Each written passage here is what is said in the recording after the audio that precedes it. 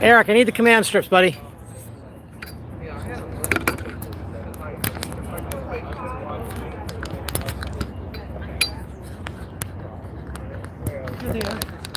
Thank you.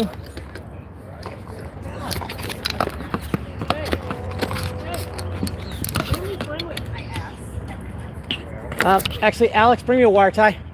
2 wire ties. Shut up, Faye.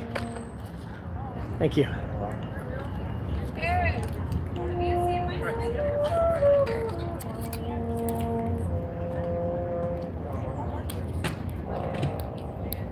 Eric, is the screen supposed to be on or off? Rebooting it because there's a non-negligible chance when you boot up it doesn't boot maximize.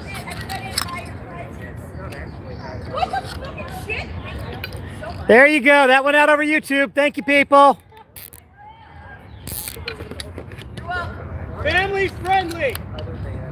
Gosh, dang it.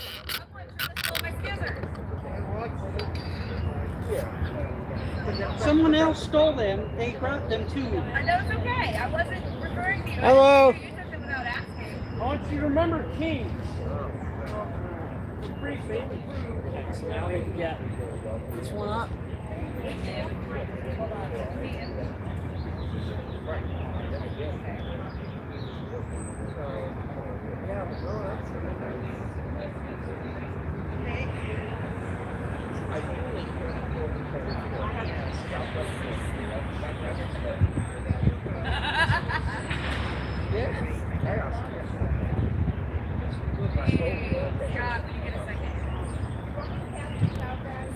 Nope. Okay. Not right this second. I know what you said.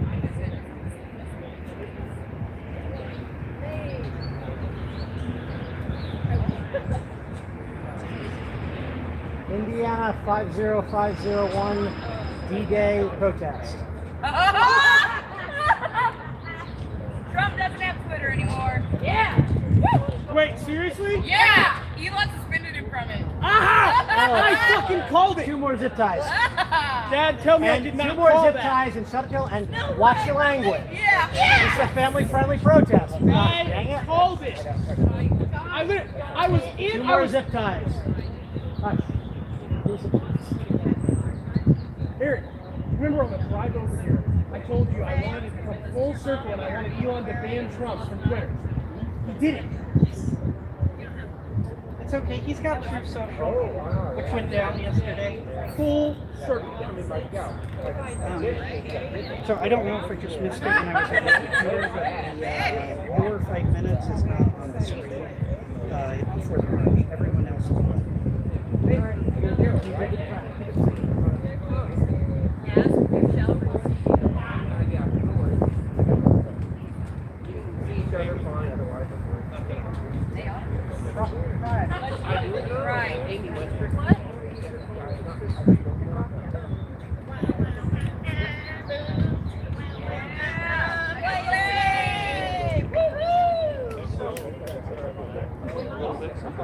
Right. Yeah, I brought a bunch of okay. Here's one for you. You want to go horizontal or vertical?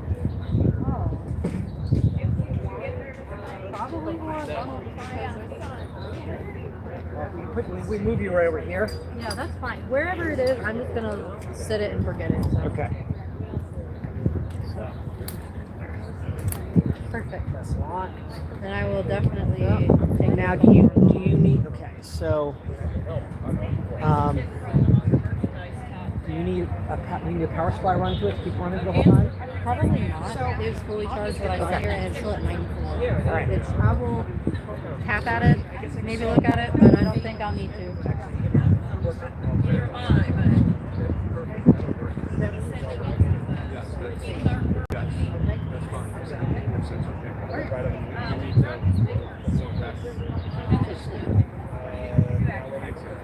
Technically, anyone can do it.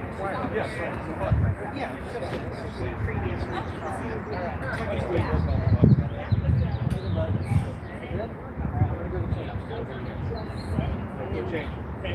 I don't know who all these people are on this release, but well, the thing I want to say is, yeah, what I want to say to them is that the screen that's on top is slower to update for like the person in it. So like, but it'll catch up. Okay, that's fine. Okay. Swear to God. Wait.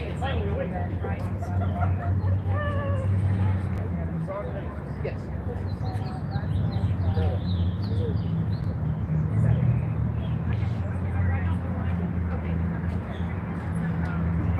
So, just so you're aware, I started the Facebook Live and YouTube Live already. Okay. So if you want to have the random stuff in the TikTok also.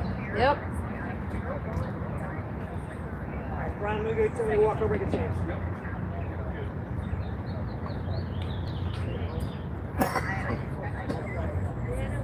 Brian, thanks for the one who got all the offline comments.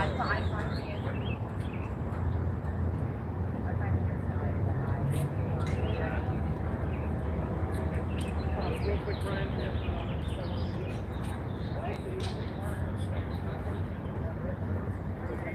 If anybody else wants to see the tripod, okay.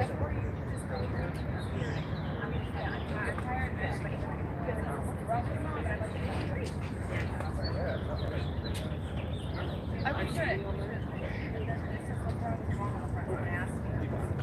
And then turn around.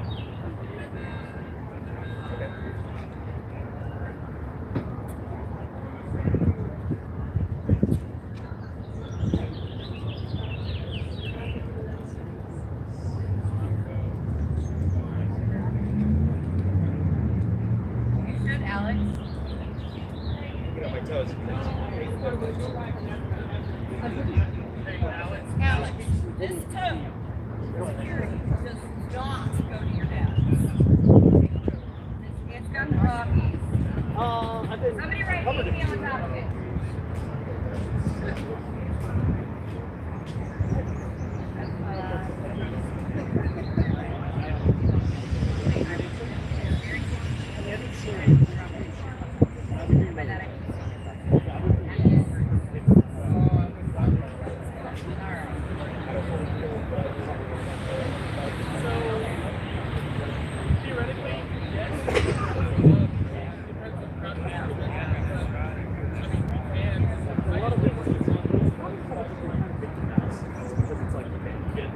I remember I was like looking at women's soccer, like international women's soccer. And the coverage that came out this was all about the crazy soccer. Like I don't think you're kind of getting the idea that it wasn't about silly signs. It was about what those signs actually meant.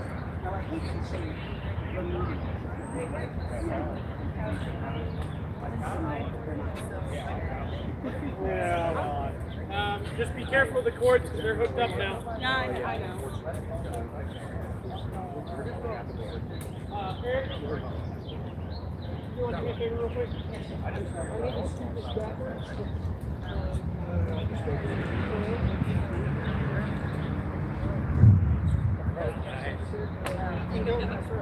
Oh, okay, I thought it was a comic book thing. Unless we need no, these kind of, it's all right. That's all right. I just want to space these out of everywhere. Well, and we don't have any sort of feedback, or I guess that's good. Yeah. Feedback would be on the main switchboard. Oh, okay.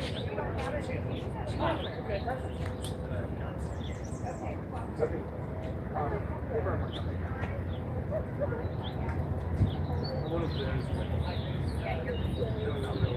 we are. I've covered so much of this that everybody.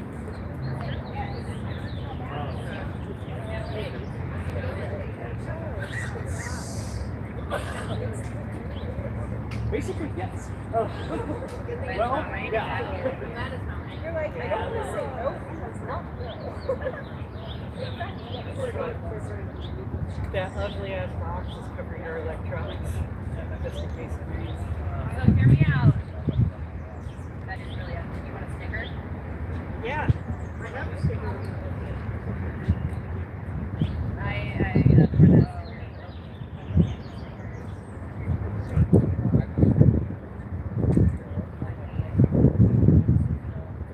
that.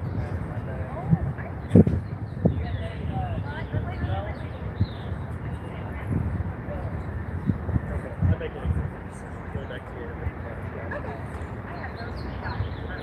Woo! That's not it. No!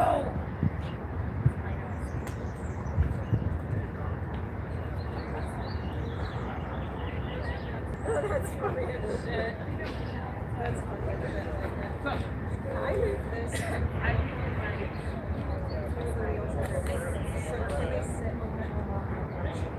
Because I want to try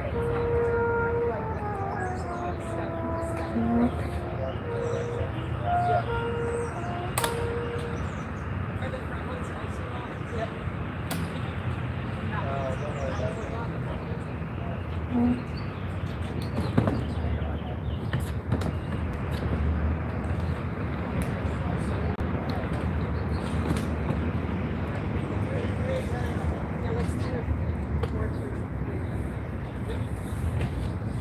Yeah, I figured if this is where you guys want signage, it's right by the Yep.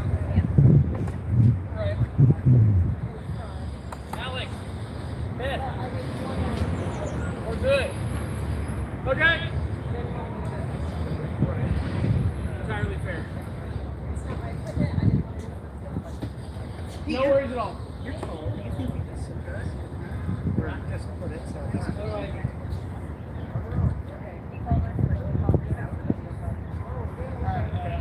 Hey, you have wheels. You make this sticker? Do have wheels. But it's the only one.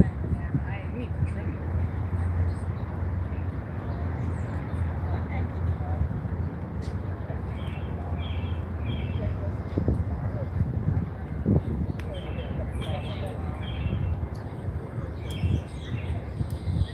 Do that or I'm going to fade you it. Do what? You have nails? No. I do. I know. Dean already mentioned you. I need you to come make this a sticker. I did make it a sticker. It's not a sticker because it's not sticking to shit. I made it a sticker. It's not my fault you guys can't make it stick. It has components. How many rebels does it take to peel off the back of the sticker?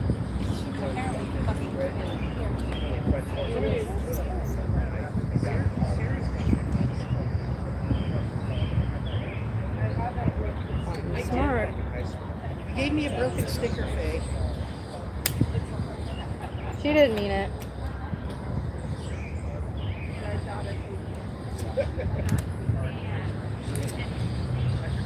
They just tell you you have to make them up. God damn it. I've got it made. Thank you. You see, they have space. I prefer this. It's as far up as I can get. Are you okay with that? Okay. It's not a permanent solution. Just keep iterating. Oh.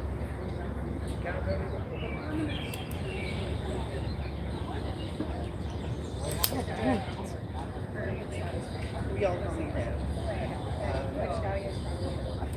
But yeah. However, the only thing that raises concern is that people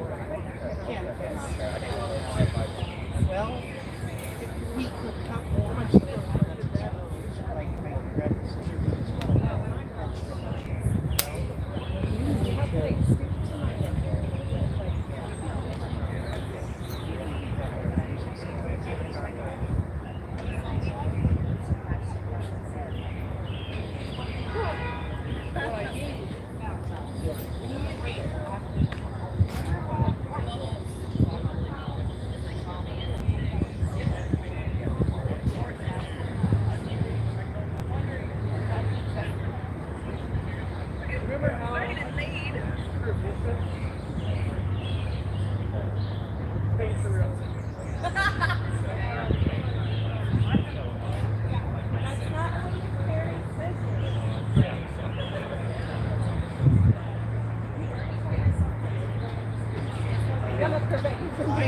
a disaster. I am a walking fucking disaster.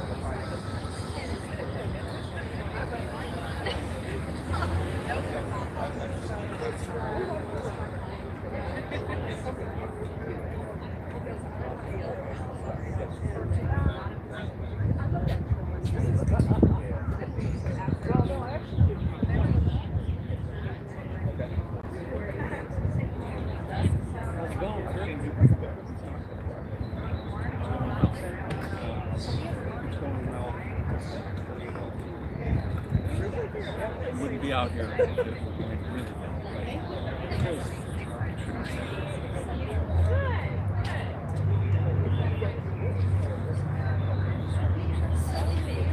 Now, Scott, what's the biggest crowd we've had?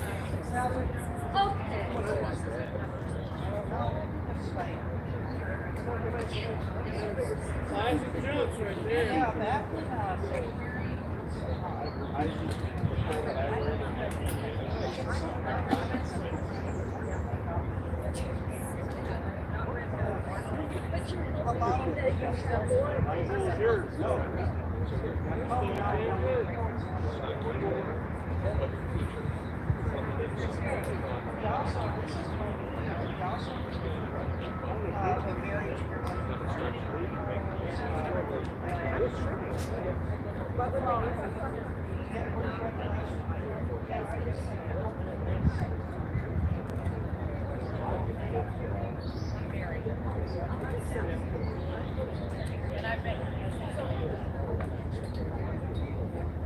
Well, after you polish them so many hundred times, it starts messing up.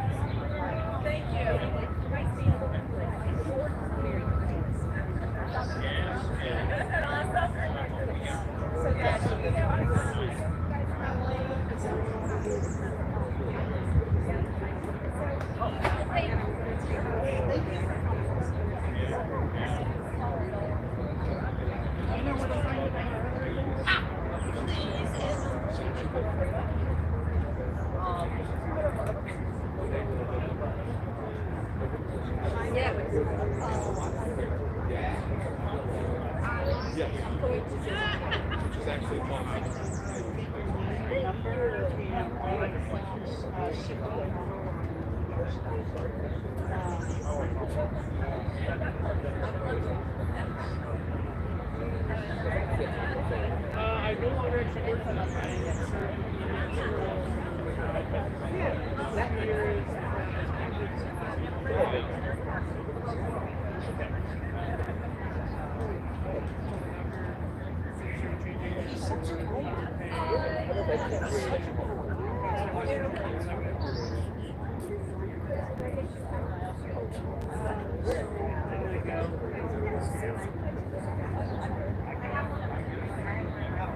my speaker on my phone. I forgot to print this. Thankfully, it synced over.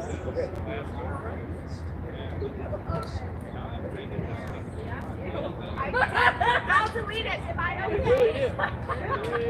I have one. That's state insurance.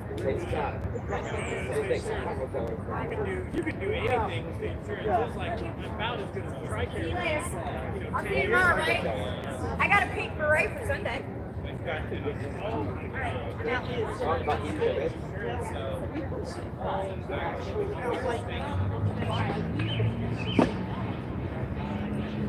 be your list. I don't know if Renee will be here, but if she will be here, it's really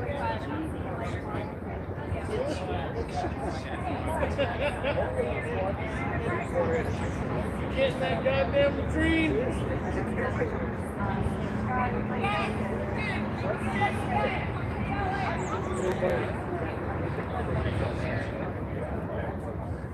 Coming back.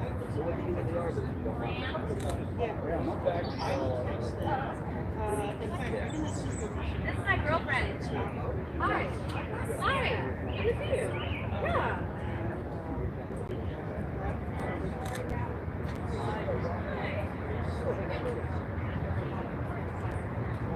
That's like the current US Army right he's the Night Stalker. He's 100%. Careful. Every single one should be safe.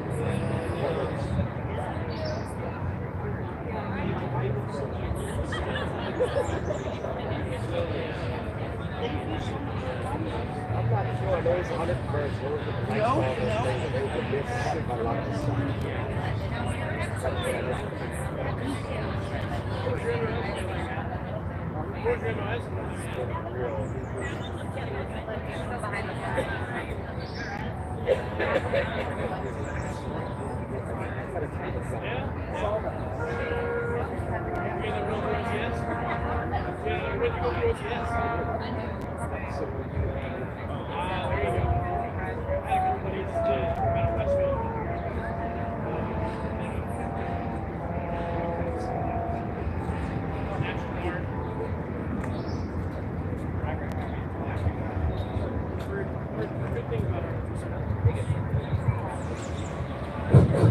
Hi there. We're just running a couple minutes behind. We'll be starting in about 3 to 5 minutes.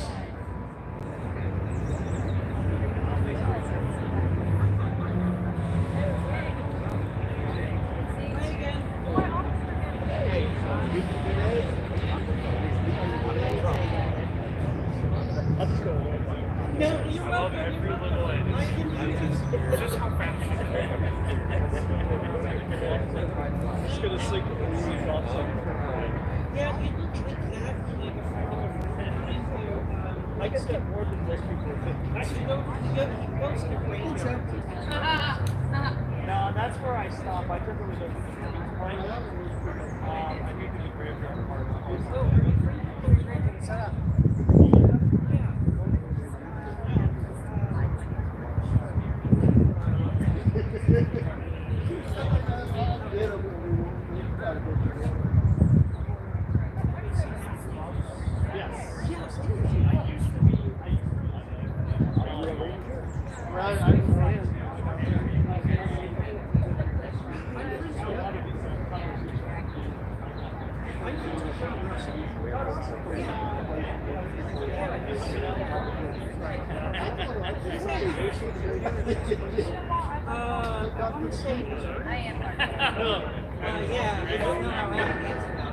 It's like, yeah, I'm good.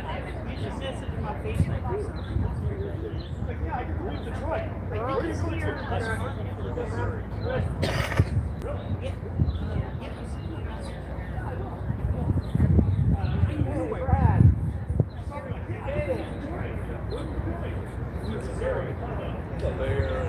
He said he's been there in Detroit.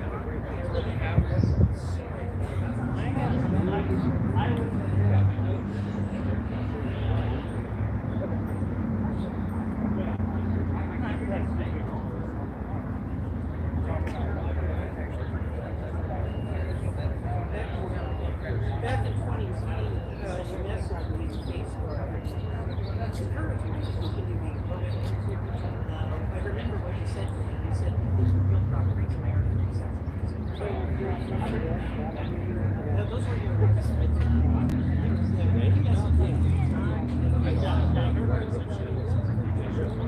And this is coming from a guy that went overseas. When I Googled,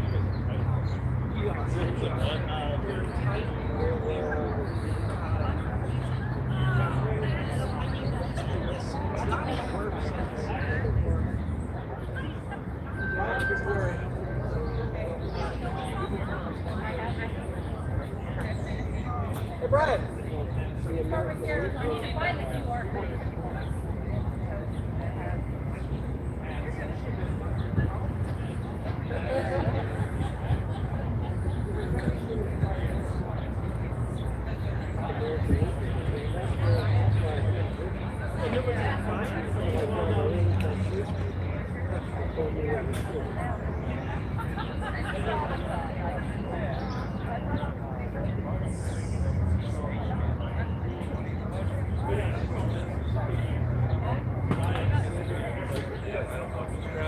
Yeah, we dropped it. And we don't really know. It's not. We're through.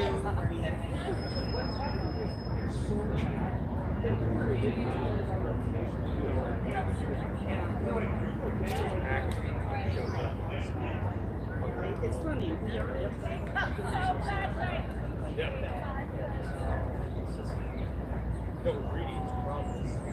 So the American way is to find that up. Here's the problem. And I think as I've gotten older, I've seen what it really was. If you really want to start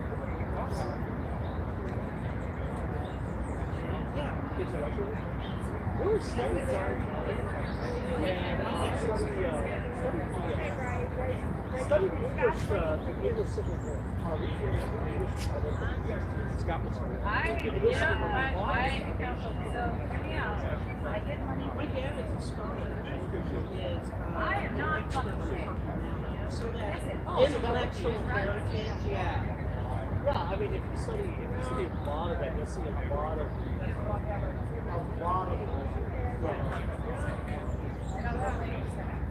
Are we being this is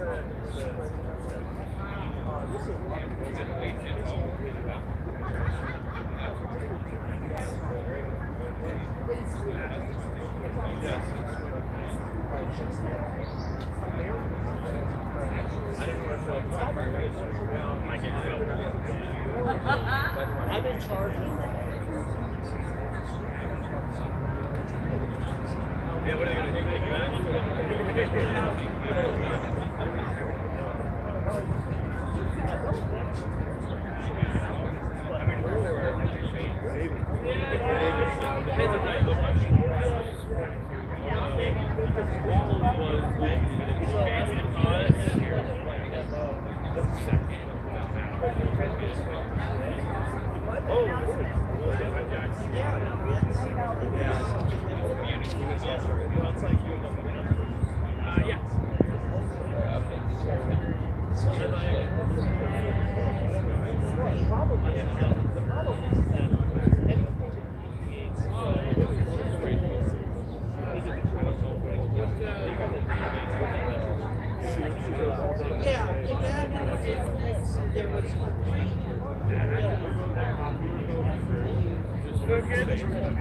Oh yeah, absolutely. I love that man to be like, oh shit.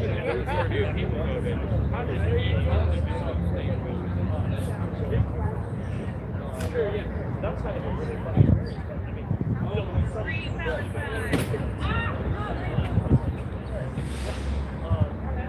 Everybody's like, yeah,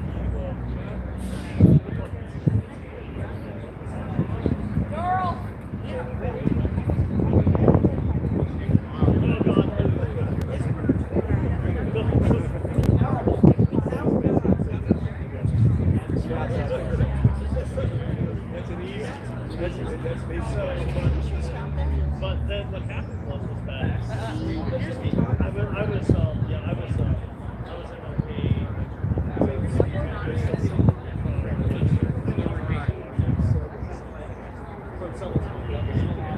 so but it's like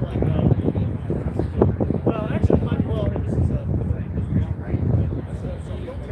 yeah it's actually No, you told me he's not that. no my mom actually works with He wouldn't have won that gold. it's really sick. She's waiting for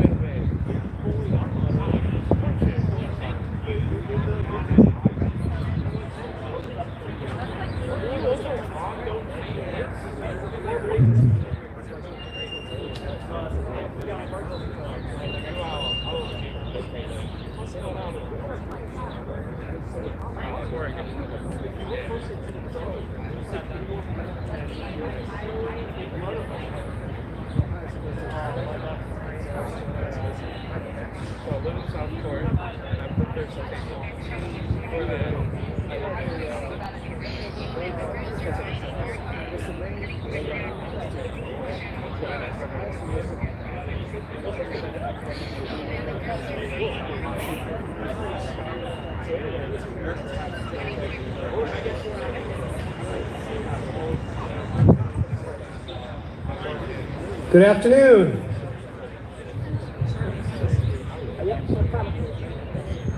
Hi there. My name's Scott Johnson. I'm the state organizer of 5051 Indiana, and I want to thank you for coming. So I have to start by stating that I did not serve. I came close, but ultimately I went a different route. So what I can tell you is, since I'm not the person sitting in the White House, I will tell you what I think about veterans. All of you are heroes. It doesn't matter whether you served in combat or you served behind the scenes. You made a choice to serve your country, and at any point you could have been put in harm's way. And thank you. So I'm going to turn to the words of Heather Cox Richardson to drive this home. On the morning of June 6, 1944, 5 naval assault divisions stormed the beaches of Normandy.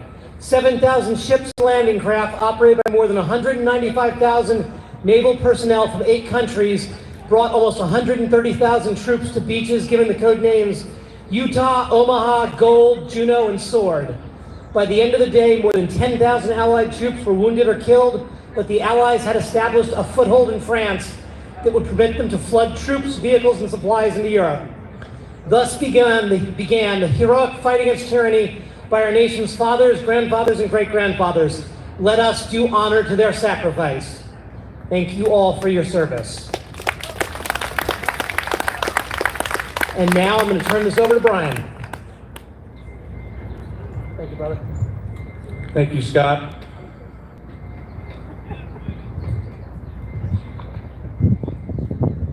My name's Brian Jonason. I served for 30 years. I was not a combat veteran, but I am and have become a deeper student of history. This 81st anniversary of D-Day finds our nation at a crossroads. We gather here today to honor the sacrifices of the greatest generation and those fallen military members that gave all for their country and, more importantly, the world. This entire generation showed us the ultimate example of service before self. Yet, 81 years later, we find an opposite tug at the soul of America. Instead of service before self, we find our leaders from the president on down instituting policies and messaging of self before service. Instead of heroes leading the way, we have cowards hiding behind masks. Instead of sacrifice, we have self-enrichment. Instead of America investing in the world's greater good, we have an extortionist in chief enacting isolationist policies and turning his back on our allies. World War II was an allied war that fought against fascism. Now we have a national political movement that embraces authoritarian rule, and we find our own country unbelievably slipping into the grip of fascism. We hold this rally on this day to remind ourselves and the nation that our previous generations fought for this country's values, and they fought to create a better future for their posterity. This D-Day rally will start with a brief but solemn remembrance of the sacrifices made by who we consider to be the greatest generation. And it will also serve as a call for our country to get back to the better angels of our nation. We would like to begin this rally with a remembrance ceremony, starting with Jen Midkiff singing the Star Spangled Banner. Jen?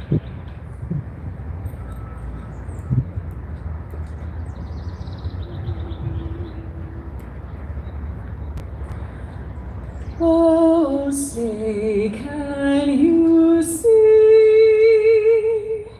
by the dawn's early light what so proudly we hailed at the twilight's last gleaming, whose broad stripes and bright stars through the perilous fight o'er the ramparts we watched were so gallantly streaming, and the rocket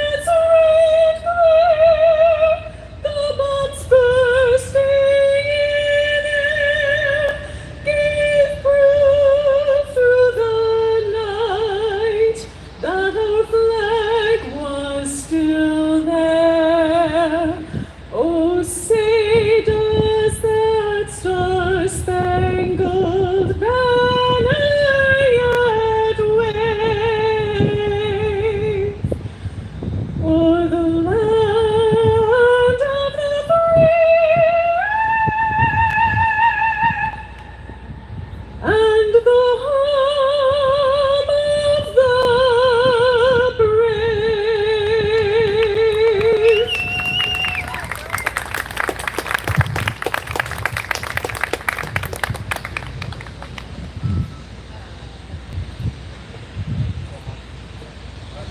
That was absolutely beautiful. Thank you, John. Please notice that on this stage, we have a table set to our right.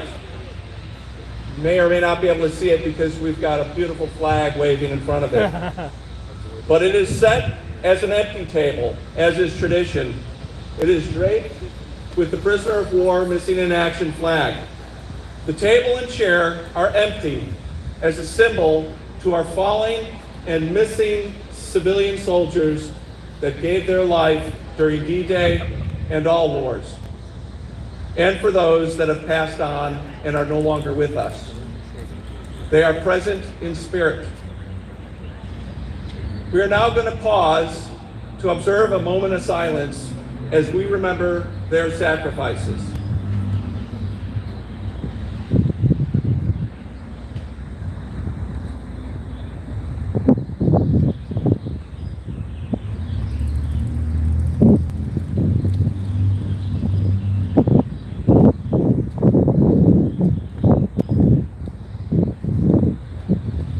Today, when we play taps, it is for Army veteran Jack Wilson, part of American Veterans for Equal Rights. He died during COVID. Our Honor Guard team was able to shoot a 21 gun. We were allowed to give the shells to the family, but we did not get to play taps for him at the graveyard.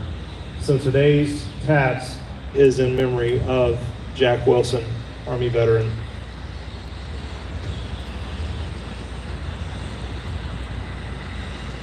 Salute.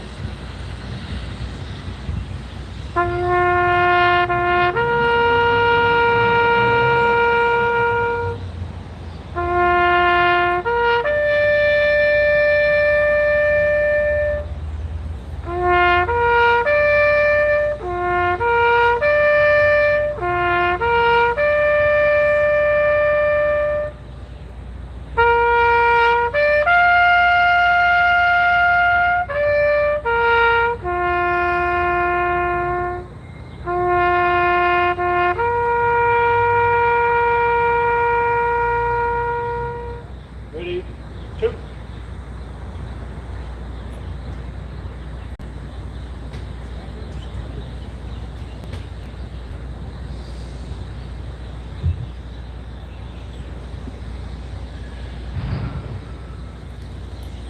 David, would you like to come?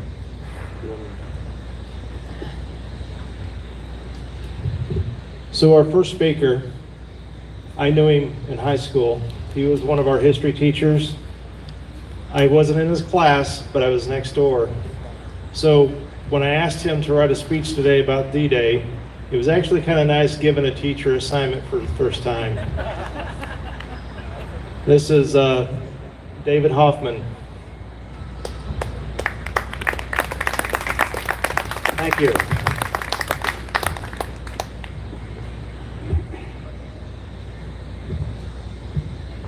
Operation Overlord, D-Day, June the 6th, the battle that the world had been waiting for, the climax of World War II in Europe. The way to victory against Hitler now seemed possible. Today, we remember those brave young soldiers who fought for our freedom against a ruthless regime responsible for the death of millions of innocent people. 81 years later, we're again confronted with a fascist threat. Now, the threat is inside our country, inside our government, led by a man who uses fear of the other to gain his ends, power and wealth.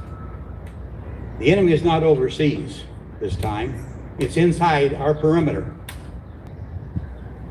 After the fall of France in 1940, in June, having all Europe under his heel, Hitler prepared to invade Britain. Britain stood alone against the fascists in Germany and Italy, as Ukraine does today against the Russians. Through 1940 and 1941, the Luftwaffe attacked Britain to destroy the Royal Air Force and to gain air supremacy, and they failed. Therefore, Hitler, looking for new lands to conquer, turned his legions on Russia in June of 1941, hoping to defeat Russia and then turn once again to invade England. By November of 1942, the Russian army was on the offensive against the Germans. The previous December, Japan bombed us at Pearl Harbor. For 2 years, thousands of soldiers trained in England for this war, this invasion against Normandy. The United States, Britain, Canada, the Free French, the Poles, the Danes, the Dutch, Norwegians, Australians, New Zealanders were all involved in this invasion fleet. The code name was Overlord, Operation Overlord. General Eisenhower, the Supreme Commander, knew that surprise was essential for this victory.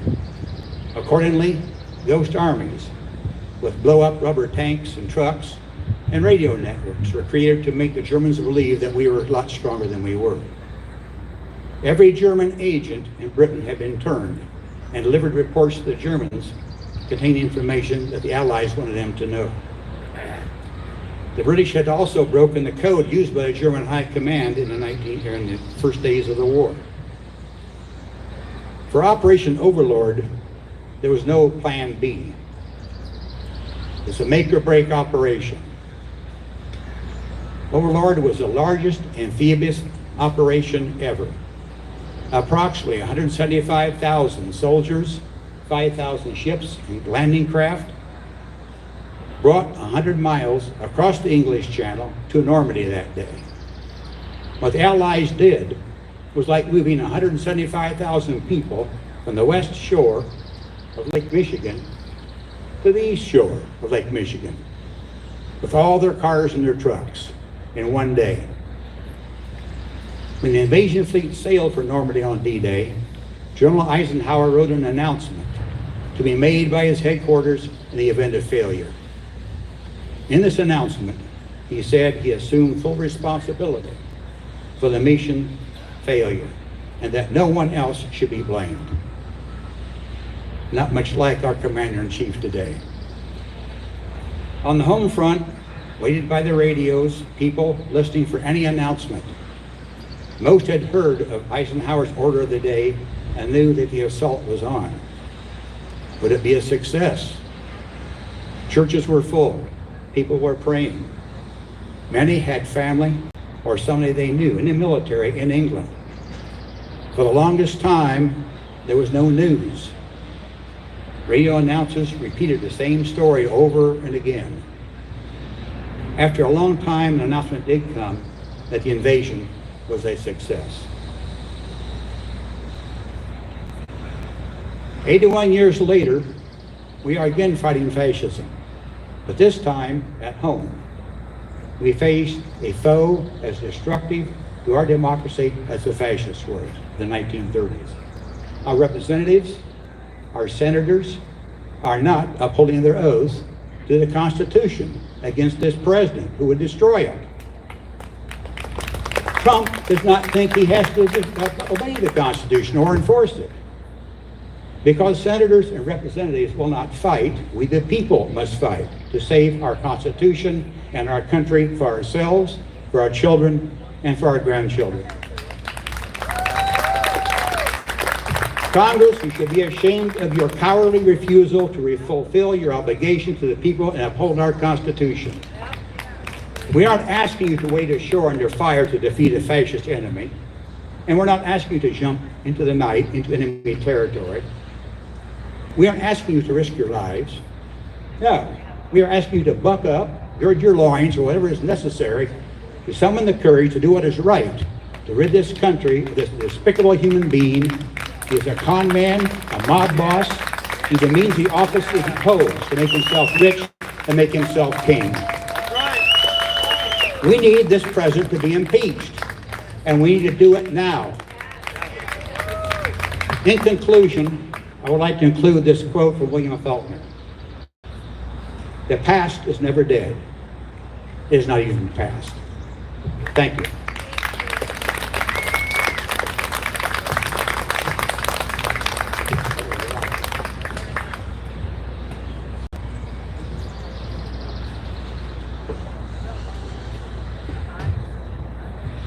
All right, next I'd like to ask Jackson Franklin to come up.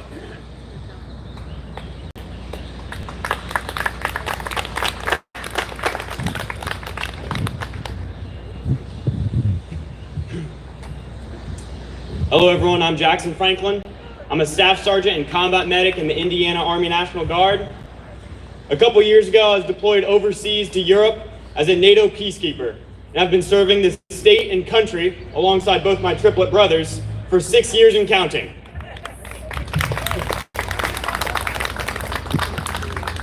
Today is June 6th, the 81st anniversary of the heroic D-Day landings on the beaches of Normandy. A day where our brave soldiers risked and sacrificed their lives to take a stand against tyranny. My grandfather served in World War II in the European theater. He, like many other 18-year-olds that were drafted and shipped overseas, went to take a stand against tyranny and against fascism. Many of them sacrificed their lives, their blood, sweat, and tears, and hoped that we wouldn't have to make that same sacrifice. But here we are, still fighting the same fight against the very same tyranny and doing our best to make sure our heroes did not sacrifice themselves in vain for us.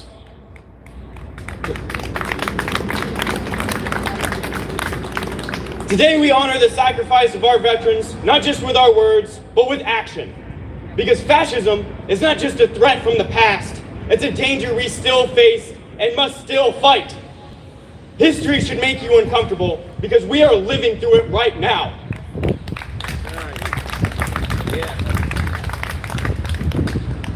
Much like how a plant grows in sunlight, fascism grows in the silence of those who fear to speak out against it. The greatest danger to democracy is our silence, especially from those who swore to protect it.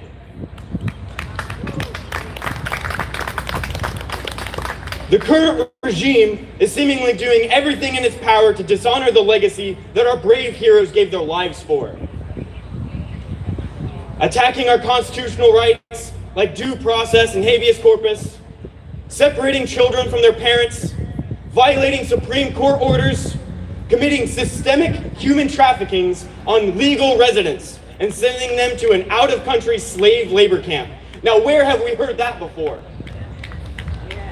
We have gone from an arsenal of democracy to an arsenal of genocide and terror. It is up to us to yet again take a stand against the fascist. And I'm happy to say that by all of us gathering here today, we are taking pivotal steps in order to organize and fight back. Yeah. We fight because we realize that authoritarianism anywhere is a threat to liberty and democracy everywhere. Let me say that again. We fight because we realize that authoritarianism anywhere is a threat to liberty and democracy everywhere.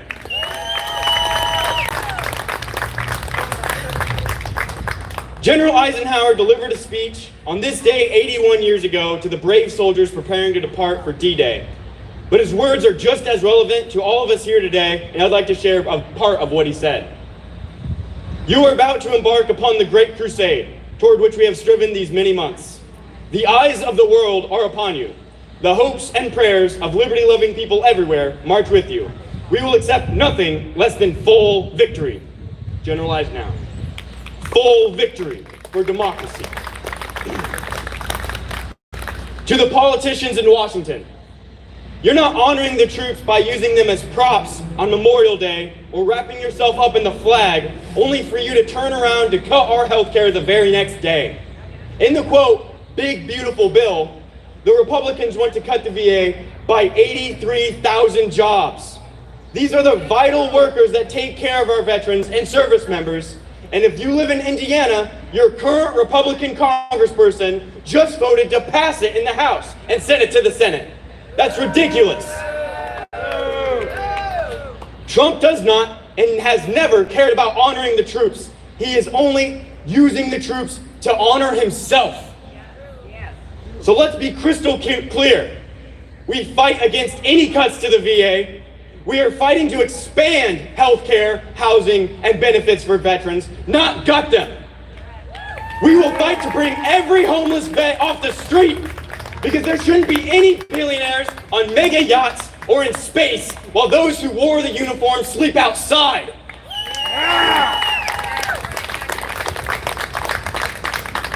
If you ever wondered what our soldiers have fought and died for throughout our history, they died for the constitutional rights that this regime is fighting to take away right now. It is up to us to make sure our soldiers didn't die in vain and use our voices and our lives for the freedoms we were promised. Don't let these fascist billionaires take away our constitutional rights without a fight.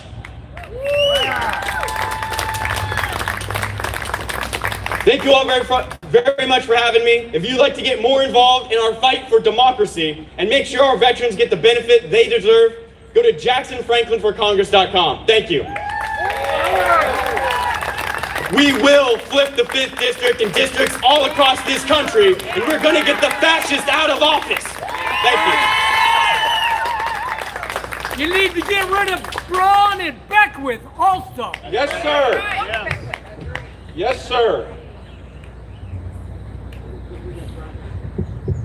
Me. So we're calling some audibles as we go, as we always do in 5051. So I've got some prepared words that I'll go ahead and give now. I appreciate you all coming out and most importantly expressing your and our First Amendment rights that are in the Constitution that we hold so dearly.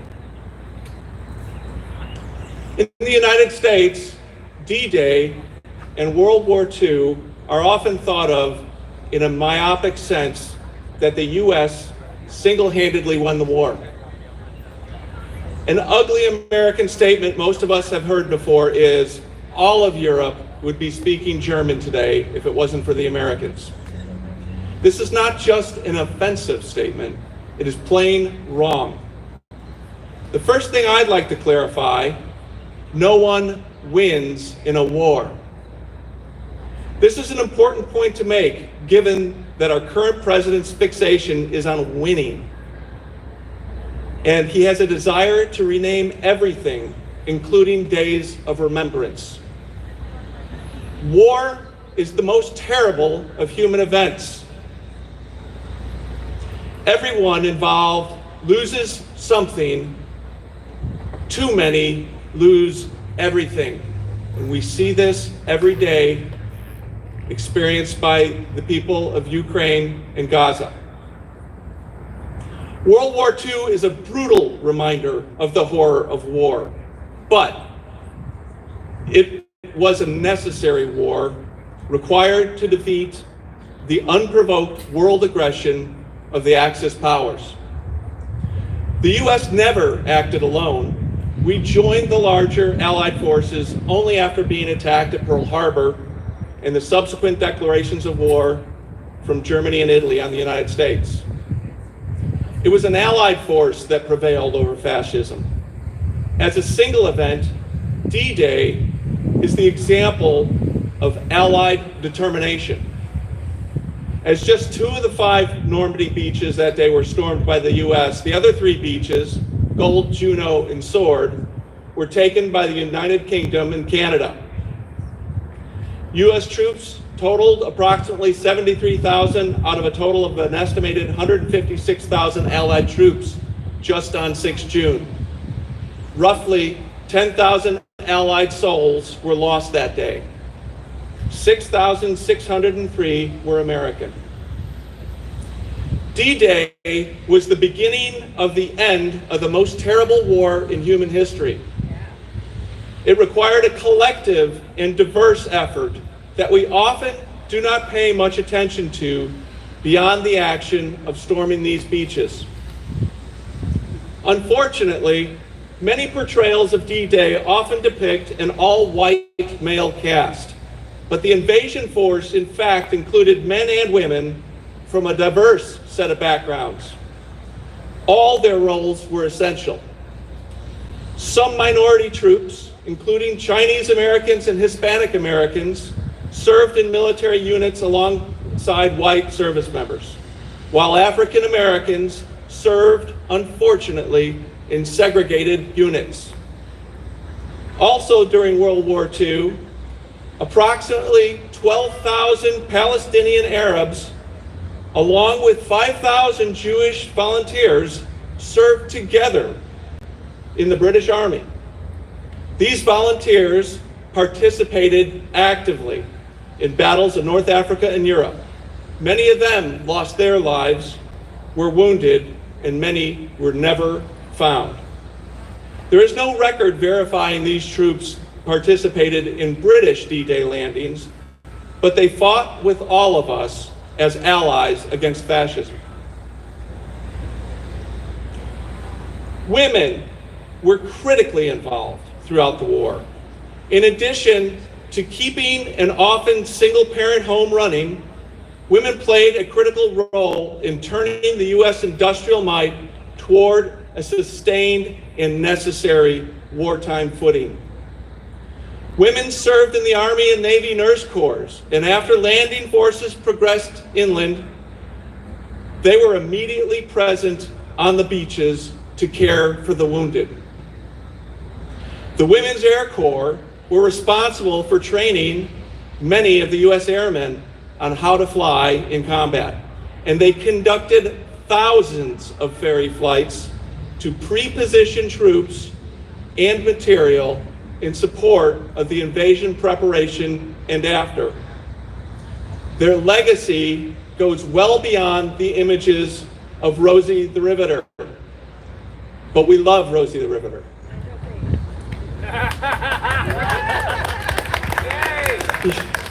So that for you.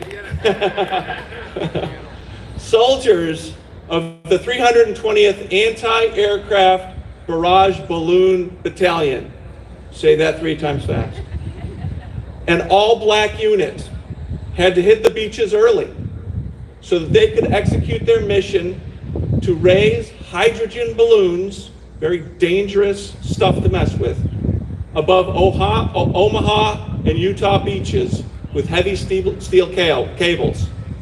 This served as a defense against strafing German aircraft. To complete this task, the 320th first had to clear the beaches under enemy fire, acting as infantry, while other troops were coming ashore. Additionally, adding to the black military legacy, the all-black Tuskegee Airmen, the 332nd Fighter Group, flew their famous Red Tail P-51s to protect U.S. bomber forces advancing into enemy territory.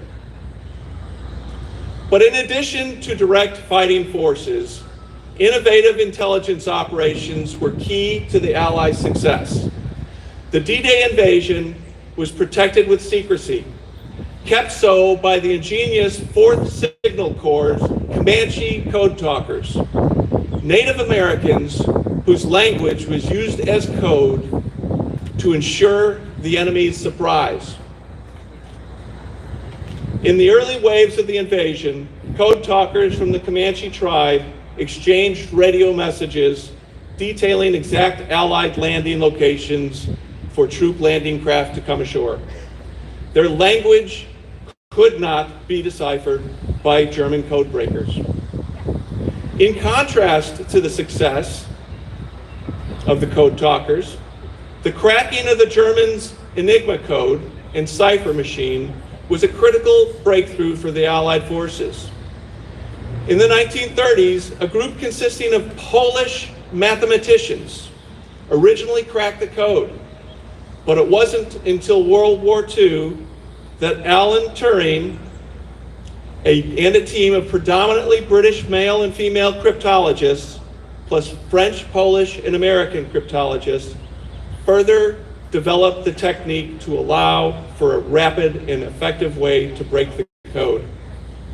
The Allies could decipher German messages, but the Germans could not decipher ours. As a final example to Allied diversity was the large underground resistance movement in France, as well as other European nations. These movements were coordinated and trained by the British Special Ops Executive and the United States Office of Strategic Services representatives. They used subterfuge to slow down the German ability to react to the D-Day landing. The French resistance movements did this by blowing up railway lines and bridges, delaying German reinforcements. They cut telephone and telegraph lines, gathered and transmitted intelligence on German troop movements, and assassinated German officers and collaborators. This partisan involvement proved key to gathering intelligence and ensuring the advancing Allied forces had the advantage. Each of these examples of diversity and Allied alignment can be explored in much further detail, and this history must be read and understood by all.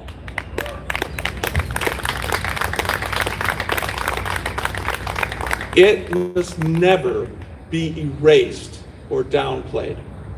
Diversity is our greatest strength. Right.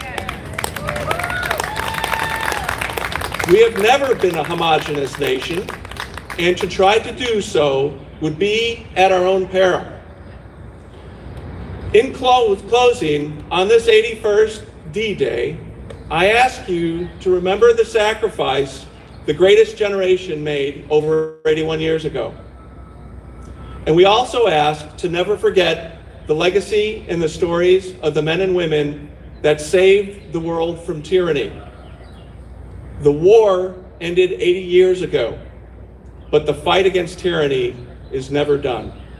We must continue their legacy. Thank you.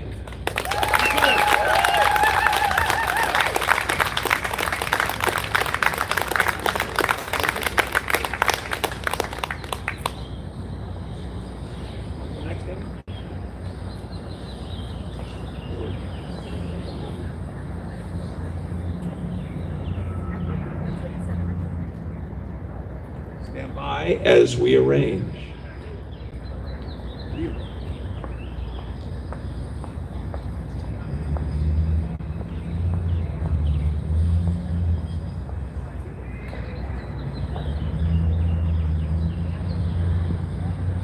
I'd like to introduce Amy. We have become fast friends over the past couple of months. She helps me in a tag team role to coordinate with our veterans. We are partners, and I'm proud to call Amy a friend.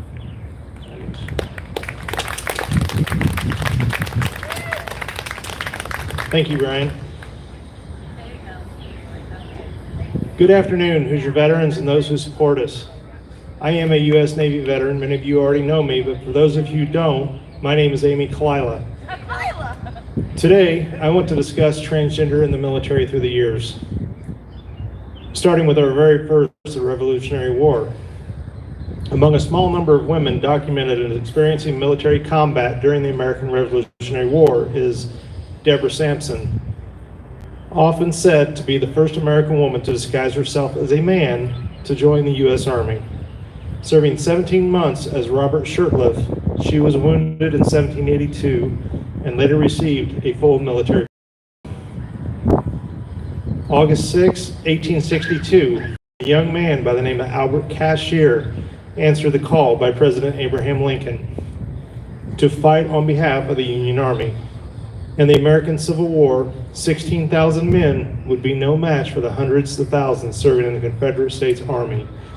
Like the 2.5 million who eventually joined the Union Army, Cashier did so as a volunteer. Cashier enlisted in the Union Army in Belvedere, Illinois, and fought with the 95th and Illinois Infantry. Was involved in some of the most important battles in the war, fighting the Mississippi, the Missouri, Tennessee, and Louisiana. Several accounts from the time noted the Cashier's bravery.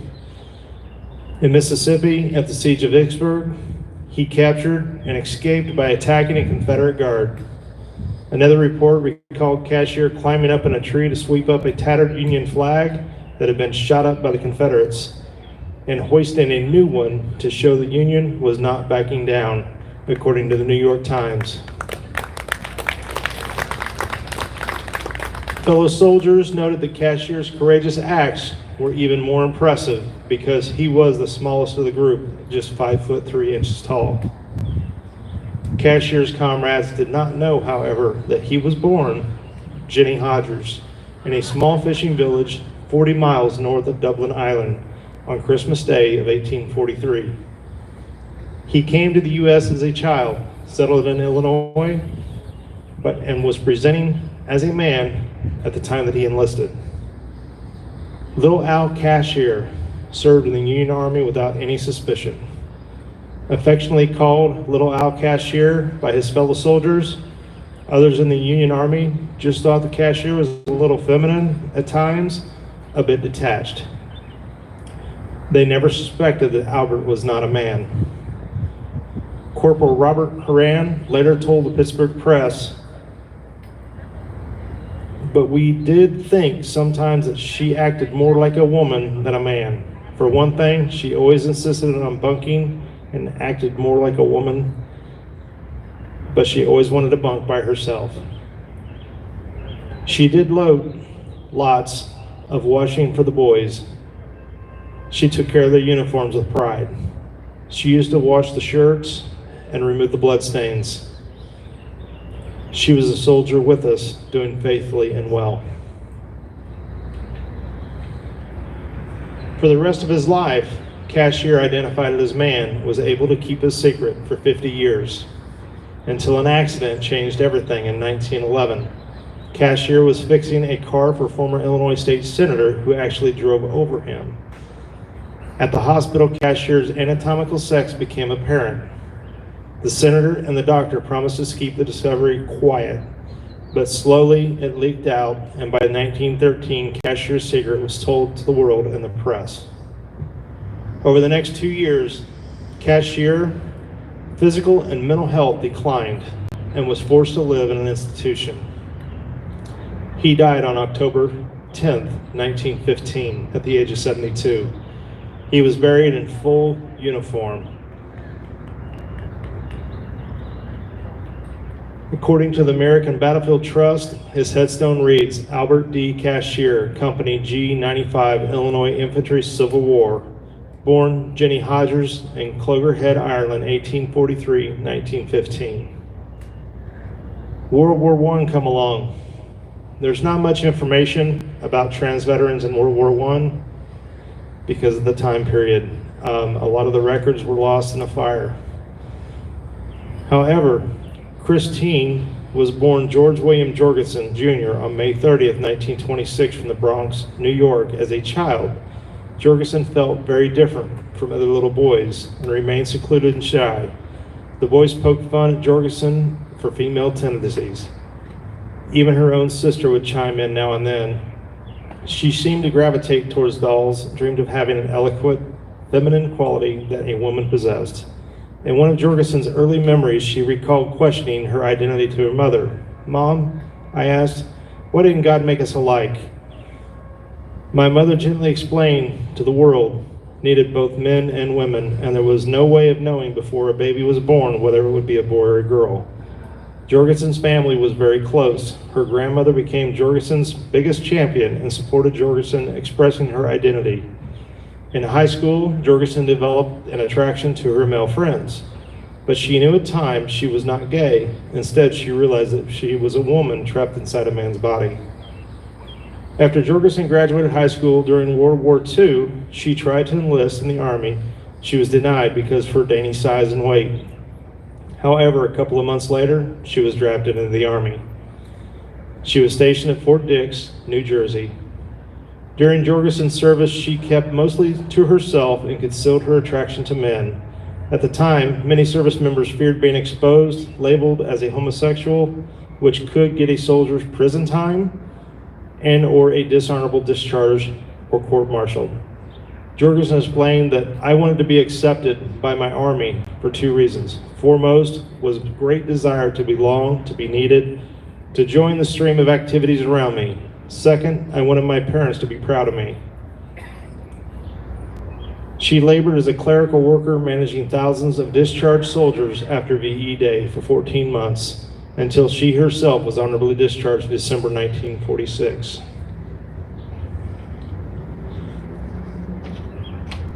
For fear of being discharged or possibly imprisoned, many under the Don't Ask, Don't Tell, I had the great opportunity to help repeal Don't Ask, Don't Tell with American Veterans for Equal Rights. Many of who, after service, including myself, did transition to be who we were always meant to be. Being transgender is not for the weak. You have to decide, finally, to be true to yourself, to be able to be everything.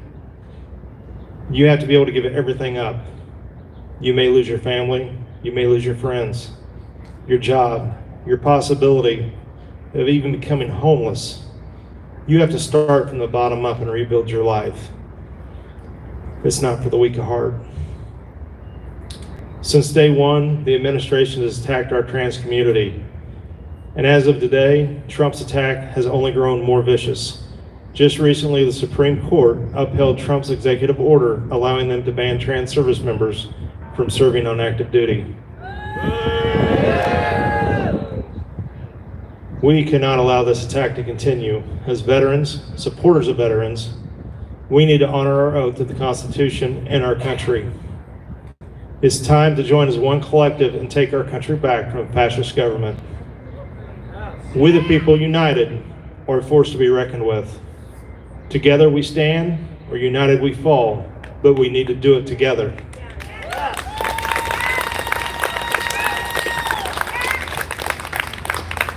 I am thankful for my ancestors who taught me right from wrong. My teachers for teaching me the horrible things done to the people in World War II so I can stand here today and make my voice heard. Because if it wasn't for those veterans who fought for our freedom, our teachers who taught us, I wouldn't be here today to fight for those who follow in my footsteps. I've walked a gravel road to begin with. I wanted that path to become easier for those who follow, so I paved that road. As we know, pavement doesn't last, especially here in Indiana. You get a lot of potholes, so I wanted to concrete that path, like the concrete that's around you. It lasts a lot longer.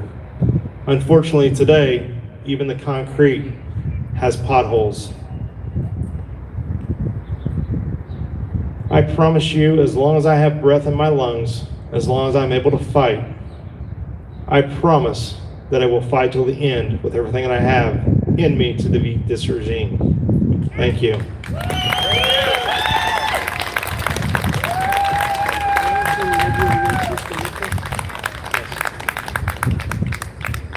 We have Jen Metcalf going to play, I forget which one. What is it?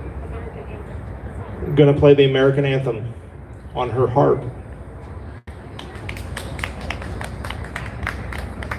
Yeah. Hey, look at that. We got one going. I think we need some more volume on the harp, though. It's all the way up?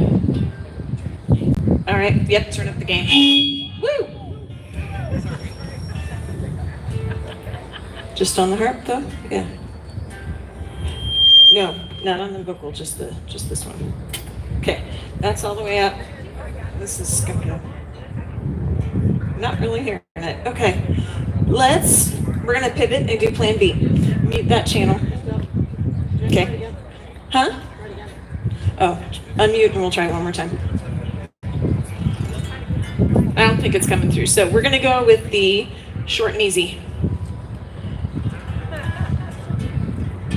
I see signal, maybe. No? Okay. I'm going to do the easy way. Okay. Mute that.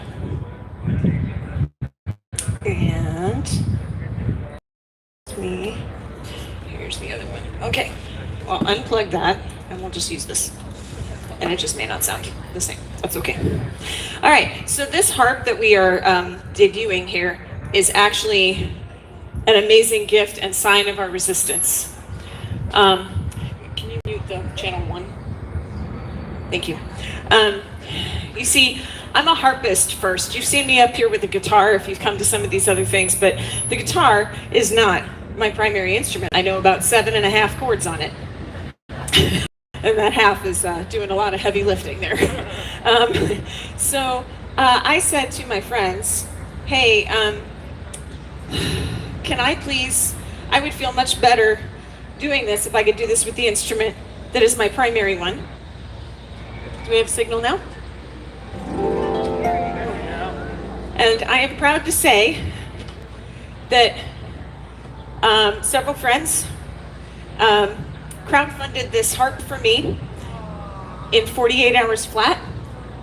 It is a kit. I have spent the last month painting it, building it, and tuning and tuning and tuning and tuning and tuning because new strings are really a pain. But when I was asked to do American Anthem, I said I would give it my best go on this instrument, but this is its first debut. My harp's beautiful blue color, of course, was not an accident, and her name, I'm proud to say, is Good Trouble. So, this is what she's here for. This is what she's here to do. So, Good Trouble and I are going to do our best to do Norah Jones' American Anthem.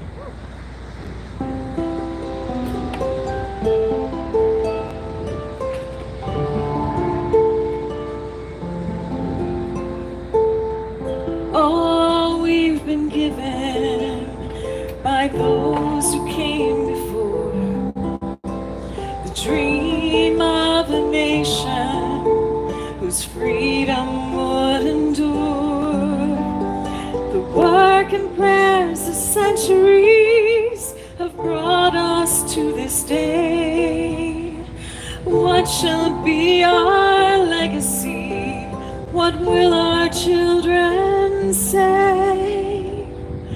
Let them say of me, I was one who believed in sharing blessings I received. Let me know in my heart when my days are through. America, America, I gave my best to you.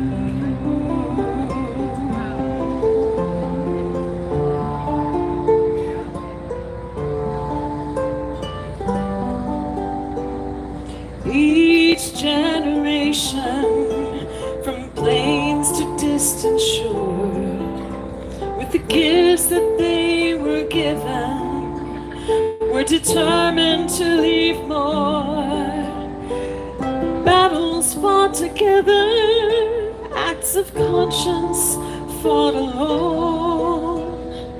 These are the seeds from which America has grown. Let them say of me, I was one who believed in sharing the blessings that I received. Let me know in my heart when my days are through. America, America, I gave my best to you.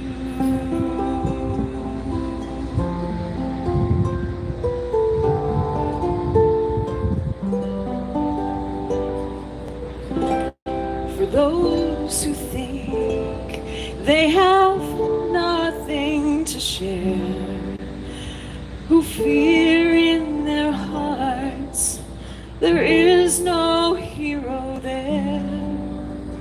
Know each quiet act of day dignity is that which fortifies the soul of the nation, that will never die.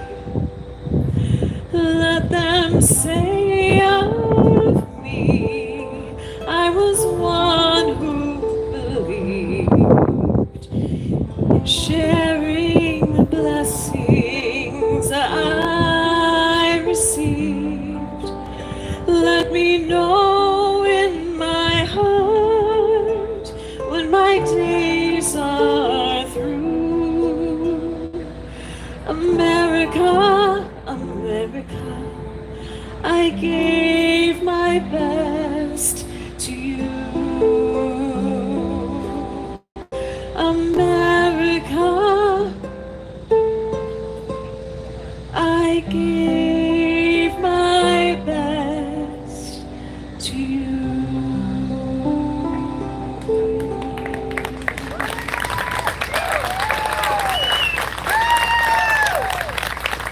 Thank you. I'm proud to say that my husband and my father and my father-in-law are all military veterans. None of them could be down here today, but I wouldn't have passed that physical, so I was blind. I was basically blind. This was long before LASIK, but I'll do what I can where I can, and that's what all of us can do. Thank you. Thank you, Jen. Is the mic live? Yeah. Got to give me a second here to clear my throat. It's hard to keep a dry eye when you listen to that song.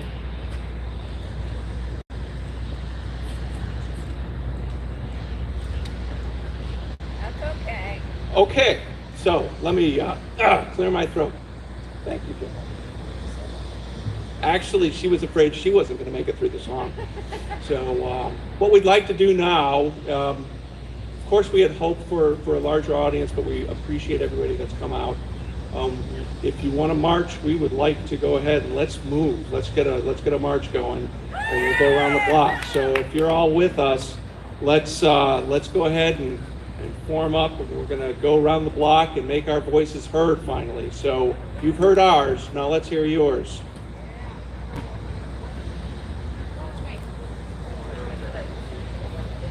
So, yeah, I guess it would help if I gave you some direction. We're going to go out that way?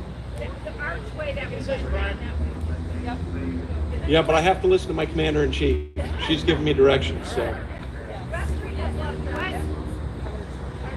Counterclockwise, please? Go down that archway. Yes, okay. So everyone, we're gonna head this direction, my right, your left, and then you're gonna hang a right, and we're gonna go around the block clockwise. We're gonna do that. Okay. Sorry about the confusion. Oh, this? Yeah, I'd like to. No, I don't think no, I did, yeah.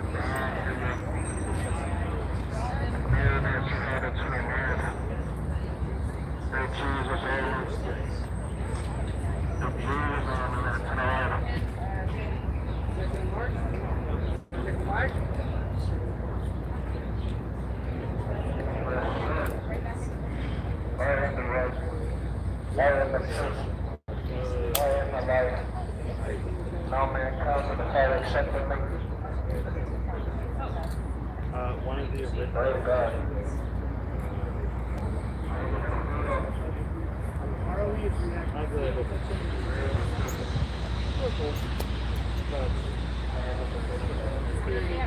Yeah, great. Oh, yeah, very well.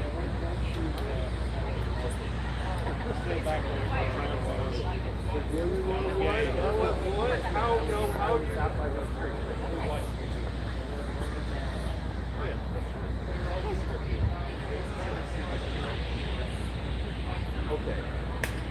I tried to pay for it. I tried to give them my card. They wouldn't accept my card. The card that was working, my normal card, I worked for everyone else, they went for that. And so I said, screw it, I'm not getting my card. I'll never get it again. Well, I do, and then it started happening to me. I had one thing. That shows up. Remove your Avalon.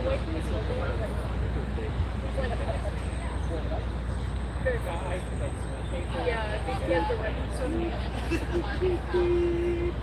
Oh, because it does go You can barely even ferocity because that came out of that.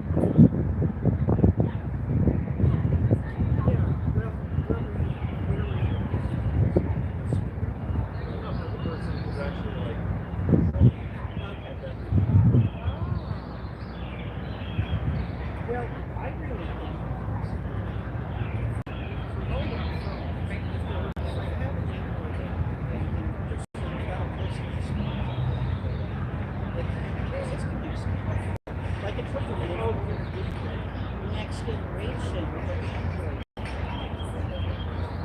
And then full touchscreen.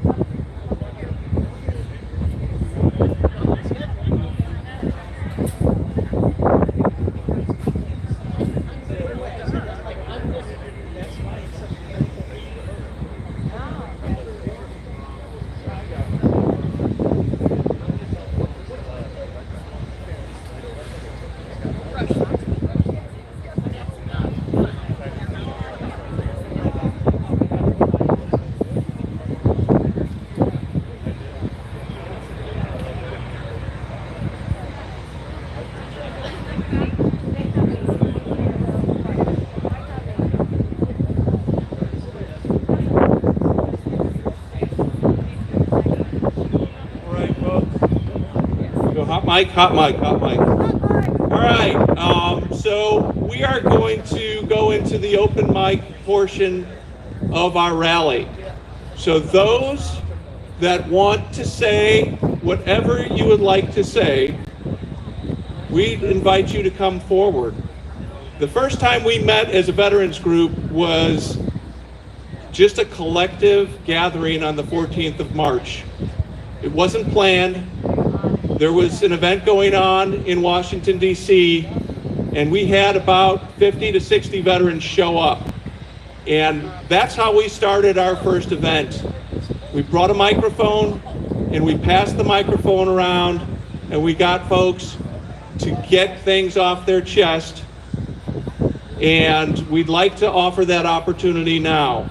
We've got one more speaker that is on her way, and it'll be a little bit of time. And before that, I also want to mention that Renee Peck was one of our speakers. She's a representative. She can't make it. As it turns out, she was in a car crash. We don't know how, if there's any serious injury or if it's a fender bender, but she was unable to make it. So please keep her in your hearts and minds, hoping that everybody is okay with regards to that. So that has caused a little bit of our glitchiness in the program, but we'll just persevere. So if anybody has anything that they'd like to come up and say, please feel free to come forward now. We'll pass the mic. You don't have to come up on stage if you don't want to. Thank you for your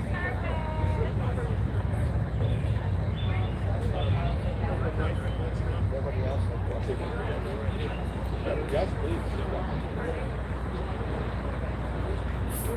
You want to come up, or do you want me to give you the mic down here?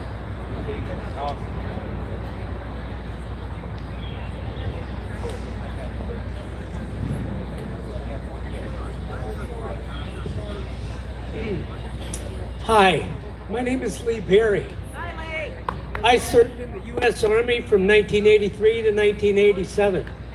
Before I was in the Army a year, I was in Ranger School.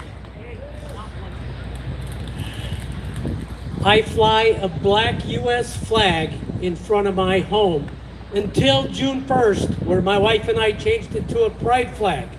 My oldest grandson is gay, and I am so proud of him for standing up, especially in Salt Lake City. Go figure. So I'm also a member of the Hancock County Democrat Party. We know that change happens locally. You've got to change things at home first before you can change the shit that's going on in DC. Make change happen here first. That means we've got to get rid of Braun and his POS partner, Beckwith. That's all I'm going to say. Thank you.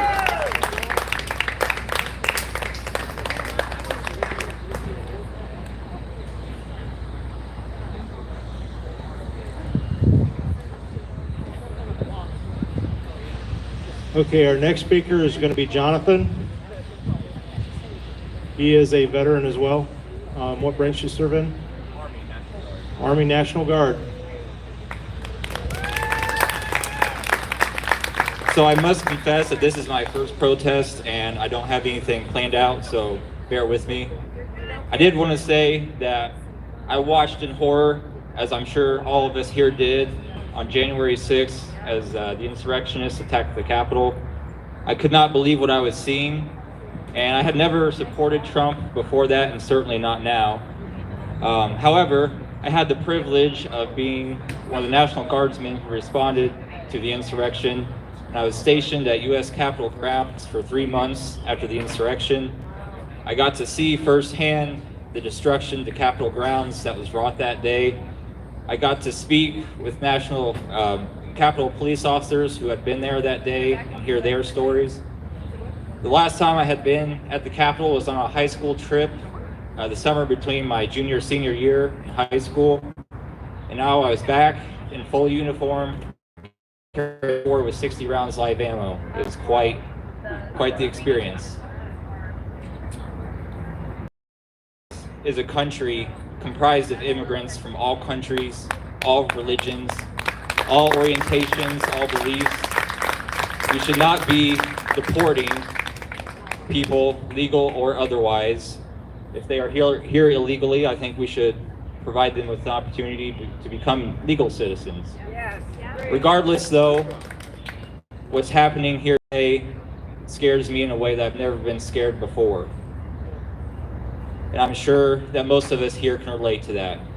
So that's about all I have to say, but thank everyone here for showing up today, and just know that Even though we are in a red state, we're not alone. Thank you, Jonathan. Okay, do we have any other veterans that would like to talk? I know we got somebody out there, surely.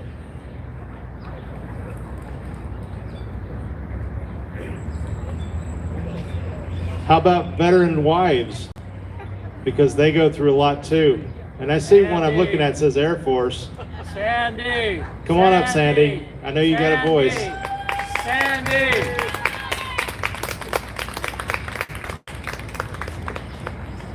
You know, a lot of times we thank the men and women who actually do the serving, but we forget about the ones who are at home that are going through just as much as we are when we're on tour, when we're away, serving our country. And our spouses are the ones that keep our family together, and they help direct us. So let's hear from an Air Force veteran wife. Thank you. I met my husband back in high school. We got married after way after college when I was in grad school, and he had his first assignment. Since then, we've been married 34 years. My son, in addition to my husband, my son is an Air Force pilot, active duty. He's 27 years old. I fear for him. My daughter is an ER nurse, and she is preparing to go into flight medicine in the military. So it's for all of the current generation that my concerns are very vivid. We can all, I think, handle ourselves in this crowd. If not, we have resources for which to do that. But this current generation needs to understand that their oath that they take is to the Constitution, and it is not to an individual. And so I was a DOD employee years ago. Every time I took an oath as an attorney, I had to swear to uphold the Constitution. And so I understand that oath very in a way, because I know it with my husband, and I know it with my children. So I think if we impress upon our youth that they understand what their loyalties are, I think it will help to open a conversation. So with that, I want to thank everyone who is here today in uniform and not, who wears a hat, who is a spouse as well. Thank you so much for coming out, and I'm going to pass this microphone back on to Amy because she thrust it to me. Thank you. And what a voice she has. She's very vocal. Ask Brian. He tells me about it all the time. Okay, next speaker coming up is Bill. He has a story about D-Day and one of his family members. Well, not exactly a family member, somebody I met kind of at random. As you might know, today is the 81st anniversary of D-Day. I have a lot of veterans in my family. My uncle was in Korea, my brother's a veteran in Desert Storm, my cousin served as a Marine, and my son is currently a U.S. Army Ranger. My D-Day is also about my son. It was a family vacation in Vermont in 2009. As my son and I entered a small store, we encountered an old man. He had a World War II Army veteran's hat on his head. We stopped to talk. I wish he had thought to get his name or write down his story, but it turns out he had an incredible tale. Picture D-Day 81 years ago. Gray skies, choppy waters, as a vast armada of ships waited to begin the invasion of Normandy. What might have gone through their minds of the many people there? I have read many books on D-Day, but still I can't imagine actually being there. The first boats headed in, explosions and smoke dotted the shores and the cliffs. The doors came down and the Germans opened up withering fire. I can't imagine seeing so many friends die. Some companies took 80 to 90% casualties. Yet this man walked through it all unscathed. Think about that for a moment. He was on the first wave of Omaha Beach in D-Day 1944. Perhaps he hid in the shingles upon entering the beach, yet he was among the men who reached the bluffs behind the beach. He scaled them to help silence the Nazis. I made sure my son shook his hand and thanked him for his service. 11 years later, my son joined the Army. Perhaps it was this chance encounter that was the first seed that gave the idea of my son to join. Today we live in a shameful world. Our veterans' benefits are under attack. This affects my entire family directly. My brother is a Desert Storm veteran. He served 22 years in the Navy. He told stories of how watching Scud missiles fall into the Persian Gulf. Unfortunately, he made a difficult sacrifice. He came down with Gulf War syndrome. He developed MS. Today, he uses a walker. My brother also batters mental health issues. Yet, when my brother needs help, Trump threatens to fail him by cutting all the VA benefits. My uncle served in Korea. He told stories of carrying swimming underwater with 50 pounds of explosives on his back to blow up bridges, and watching bullets slice through the water, leaving trails behind them. Today, we would call him a Navy SEAL. He is still there in Vermont, still working in his 80s as a semi-retired contractor. My cousin made it to the Marines. Though he never saw combat, he still made a great sacrifice for us. And now it's my son's turn. In 2020, he joined the Army. 3 years later, he made it to the Night Stalkers. And now he's an Army Ranger, airborne, 101st. One day, my son might make the ultimate sacrifice. I know this will be an extremely difficult time for me. I will ask myself why. I will question many things. I might even question God taking him early. But one thing I will not have to ask, who does my son serve? Now, my son is the son of an immigrant. My ex-wife immigrated from China many years ago. If I don't have to question who the son of an immigrant serves, let me ask you this. Who does the son of a bitch in the White House serve? It might be easier to ask who number 47 doesn't serve. He doesn't serve God, nor does he serve us or our country or the veterans, nor the Constitution. Indeed, he probably calls it the constipation, something to be passed and gotten out of the way. No, the only thing Trump serves is himself. Let me close, as I like to do, with a piece of poetry that I wrote. The White House at last. So much history to gaze upon, yet I notice a sadness.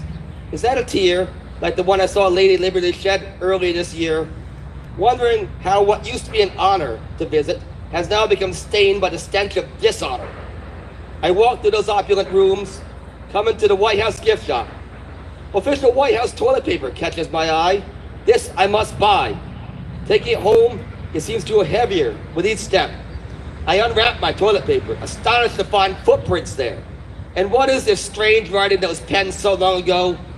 A closer look reveals the United States Constitution, courtesy of Donald J. Trump. Thank you.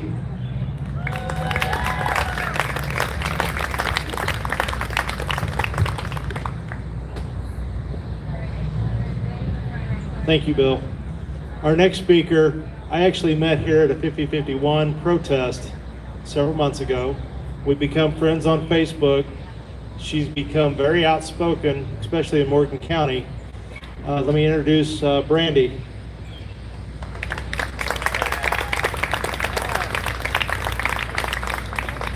First things first, I'm going to kill Amy. Because this is a random moment. I've never done public speaking in my whole entire life, so here we go. You're doing great. Here we go. I first off want to thank the vets, because without you, we wouldn't be able to be out here screaming and yelling and holding up signs. So we appreciate everything that you've done for us. And for any brave souls that are in the military right now and have to sleep at night not knowing what this administration may or may not do with our military is very, very frightening. I think we can all agree on that. I personally have I have 5 kids. I have triplets that are 18, and one of them wants to enlist. It's scary. This has been her dream. This is what she's always wanted to do. So it's scary times. I really, really, really have been outspoken about people getting involved. I've been trying to bridge the gap between TikTok and Facebook, and anybody out there that has both, I encourage you to do the same. Share the political things that are going on from TikTok, share those to Facebook and vice versa. We need to connect the age gap between those folks. We need to reach the young folks. I think we can all agree that we need to bring them into the fold. And unfortunately, they're not going to be checking their emails. We got to stop thinking that a newsletter is going to work, because it's not. I recently went to a town hall and I was able to ask a question to Karen Talion, our state Democratic chairleader, and I was disappointed. I really was. I was frustrated because she came to us and basically said, I'm coming to you to find out what my message should be. And that's frustrating and it's disappointing. And almost in the same breath, she said she had a good week fundraising and she raised $70,000 that week. I was more frustrated. My first thought is, why the hell haven't you hired a marketing team? Why the hell haven't you come up with a solid message that all of us can get behind and push out? So it was frustrating. She also said that we needed folks like Chuck Schumer. We still needed people like him. And that we also needed the AOCs and the Crockett's. And to that, I said, you're missing the mark. There's 75 people in there. We are telling you that they radicalized their side. They radicalized them. They got them all together. We need to do the same. We need to radicalize our side. And if it's TikTok videos that are gonna do it, I'll do the damn TikTok videos. I'm not used to being in front of people, but I'm learning real quick, real quick. So I just encourage people to get involved at their county, even township level, because that's what I'm doing right now. It's terrifying.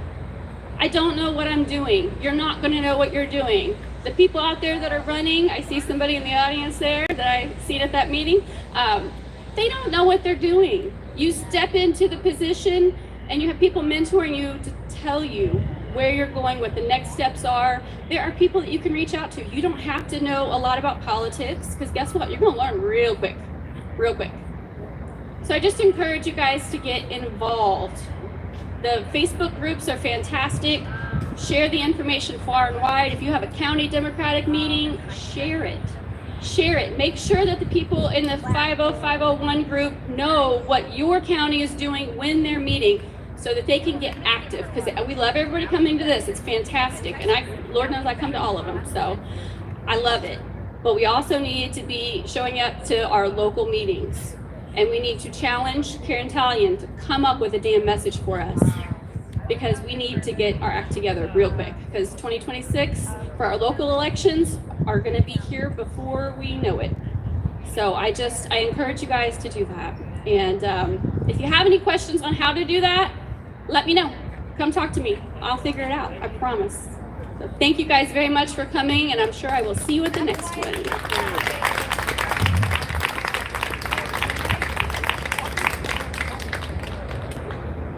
Thanks, Brandy. I think for the first time speaking in public, I think she did great. We're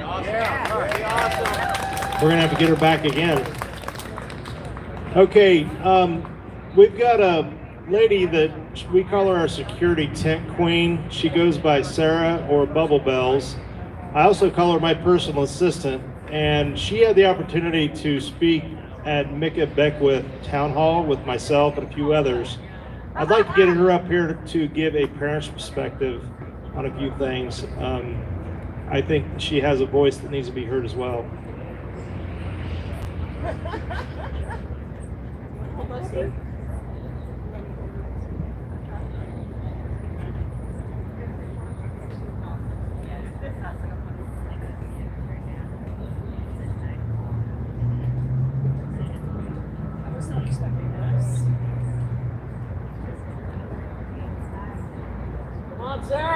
Well, I was not expecting this.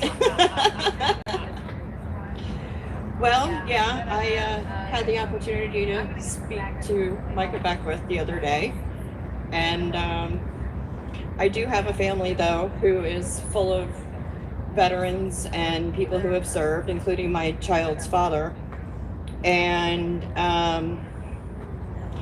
for starters, I don't even know where to start. What am I supposed to talk about, guys? Come on.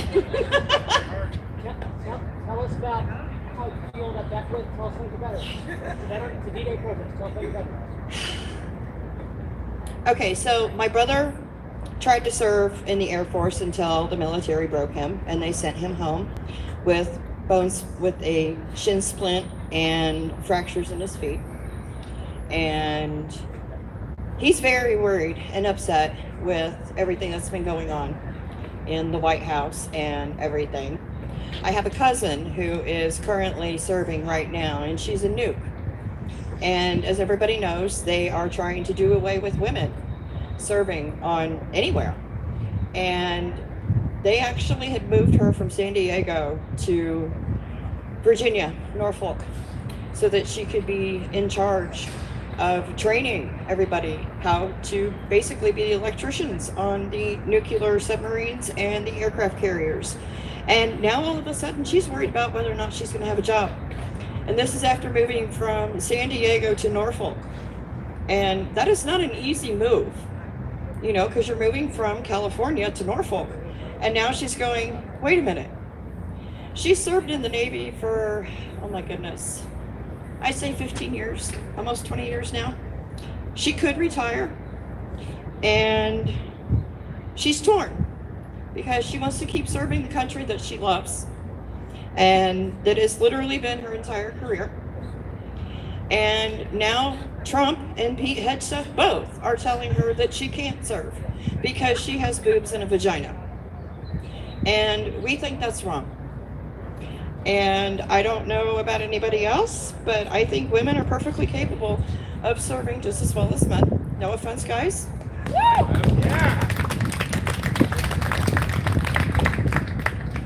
And the irony is this: my cousin is a twin, and her identical twin is transgender and has completely transitioned. And the military really is not happy about that. And poor Addison, anytime she comes to visit Lynn, catches all kinds of flack on base. And I don't think that's right. And especially now that they're renaming the aircraft carrier, they're stripping the name Harvey Milk, and they're changing it. And Addison and Lynn both are very rightfully upset about that. And so am I, because my fathers, yes, plural, fathers, were homosexual, obviously, because there was two of them, and I love them dearly, even though they're both now passed away. Which leads me to the confrontation I had with Micah Beckwith, because I also have a transgendered child who I have been fighting for literally their entire life. And Micah Beckwith tried to tell me that there was something wrong with my child, that my child had a disease, a mental disease. Seriously? Fuck that guy. Thank you. Fuck that. Fuck you. And how dare you not only be stripping rights from veterans, how dare you strip rights from anybody? And since I was very unexpectedly called up here, I know it's kind of not very cohesive, but this whole administration just needs to go because they're nothing but a bunch of baby fascists, wannabe Nazis. And in this building behind me are a bunch of people who are very much following Hitler's handbook, or at least trying very hard. And quite frankly, I think we need to vote them out or get them out one way or another. Our voices need to be heard. They are not listening to us. And they are most definitely not working for the people.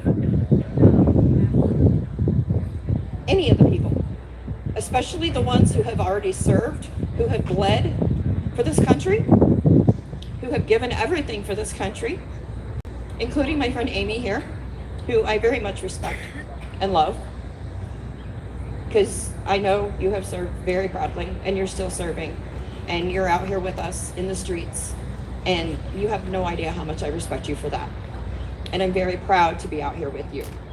And anybody who's willing to put their life on the line like that, and especially to be so out and so proud and so vocal, you are an inspiration, in my opinion.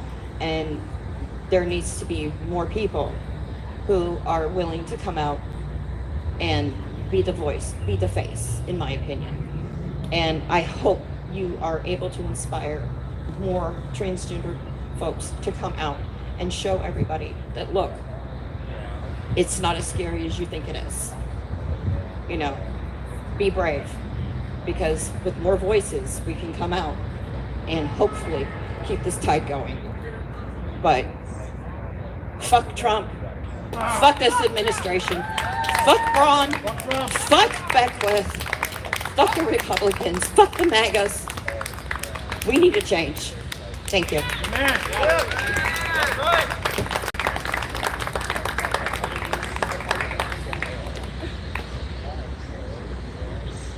Thanks, Sarah. I think you did great for your first time. Okay, our next speaker is a Coast Guard veteran. His name is Tom Blossom. Tom, could you come on up and have... He is also a chaplain.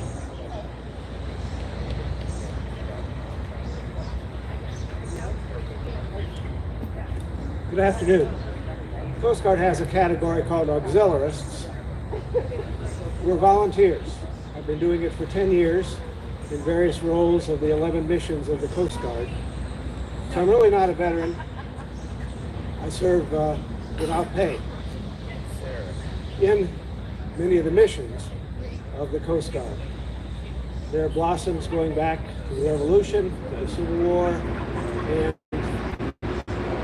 all my uncles were in World War II. So I want to tell you something about a justice revival that I was part of the planning about 2 weeks ago.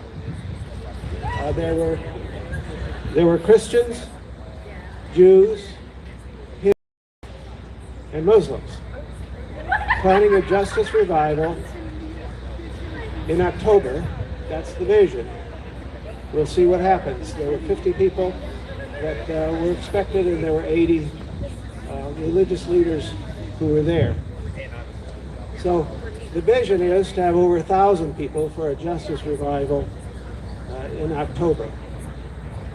Many people in churches, religious institutions, synagogues are interested, and we are looking to go outside of our group. So I would encourage you to keep your ears open. Tomorrow, the Indiana Black Caucus is meeting somewhere on North Capitol at a restaurant from noon to 2. Be a good thing to attend. I know personally 2 of the Democratic senators, the caucus leader and the caucus chair, vice chair, great people who are working for the same direction that I hear all of you working for. I hope you'll keep your ears open. God is moving, the Spirit is moving, and we need to hold hands and move forward with them. Thank you. Thank you.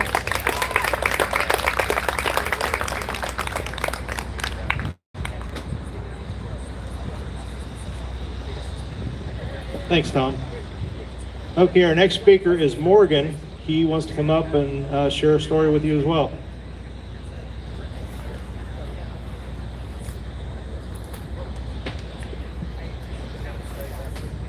Thank you. Okay, cool. I never know which type of microphone I'm talking into. My name is Morgan, pronouns she, her, hers. I am a trans woman, and I'm also the member of many a veteran. I was not expecting to speak today, but there are stories I want to tell you. And one of the biggest was, growing up, I was a major student of history, whether that be the World Wars or ancient history. I learned everything I could. And I always looked into D-Day and World War II and thought it was such, a glorious time. You always, like, as a child, you look at war and it's glory, it's combat, it's fighting for your country. And I had a great-grandfather who flew everything from single-engine trainers to B-17s and B-29s. He flew all sorts of things in the Army, Air Corps, and then the Air Force. And I was always frustrated and disappointed that I could never get him to tell stories about that time, because it was something I never thought I'd experience. God, I wish I was right. Eventually in high school, I was offered an amazing opportunity to go and see Paris, Normandy, and London because I was in AP US History and they got to give students something.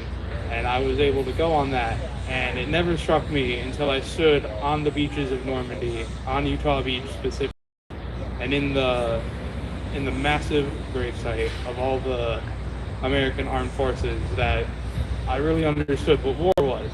And it's awful, it's hell.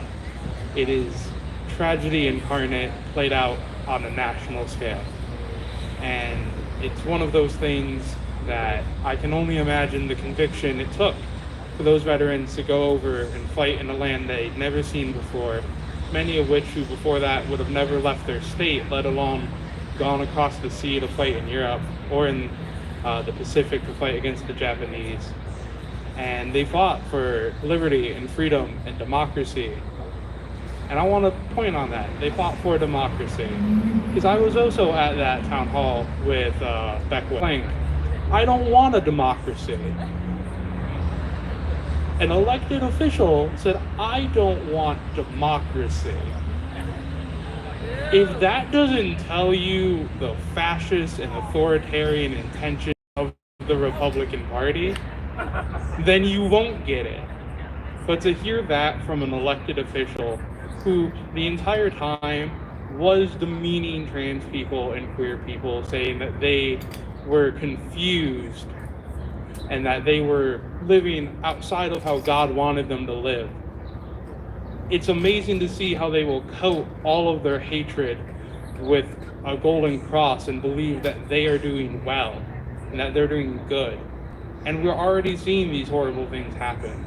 I can't imagine giving the order, but someone did, that US troops in plain clothes and disguised as aid workers committed a massacre in Gaza.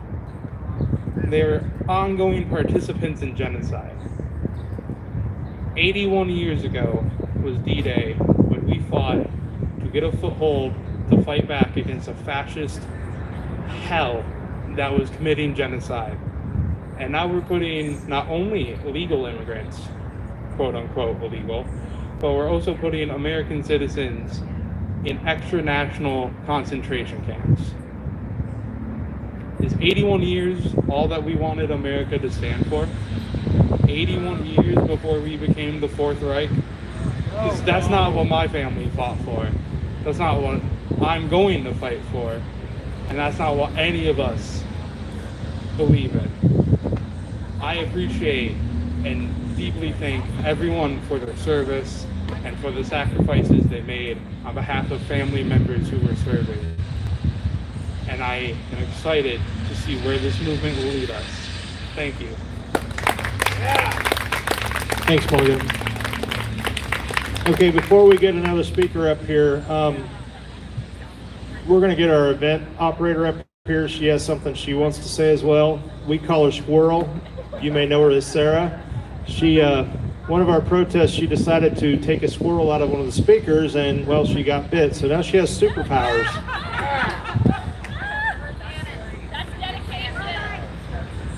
Thank you very much, Amy. Yes, Squirrel is fine. If you wish to call me Squirrel, that is totally fine. I did want to go ahead and share a couple of quick things in regard to the current administration. I know everyone here was alive in the year of 2015, and we all remember the year of 2015, in which our commander-in-chief, who couldn't even command businesses long enough to keep them out of bankruptcy, decided that he was going to state about John McCain that he was not a war hero because he was captured, and he likes people who were not captured. This is unacceptable. This is something that we have to keep in mind. Our veterans don't always come back to us. Some of our people that serve in the military, unfortunately, do not get the grace of becoming a veteran. And that is a hard thing to hear. That is why we have this table set up for our prisoner of war and for our missing in actions. On top of that, I have had almost every man in my family serve in the military up to my father, and they helped serve alongside those in Pearl Harbor, in D-Day, in any world war that you can think of, as well as countless other ones on and offshore. And I do want to say that they never envisioned fighting for a country, for this country, to have rights like mine, like Amy's, like my mother's, to be stripped away from us in such an abhorrent manner. They never would have fought to protect a king, or they would be living in England right now and they would be serving Charles. They are not. They live here. Unfortunately, my Pride Month started off by hearing that my uncle had passed away, so thank you so much for your service. He was an amazing man with an amazing heart, and if he could have been here and heard stories, I'm sure he would have loved it.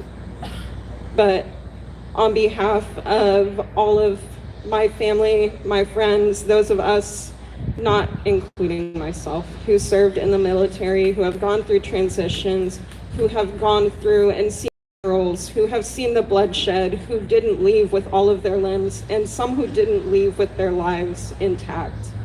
Thank you.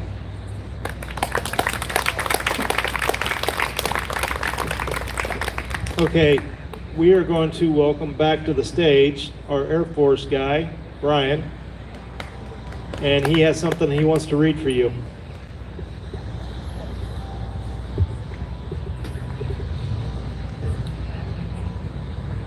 All right, it's me again.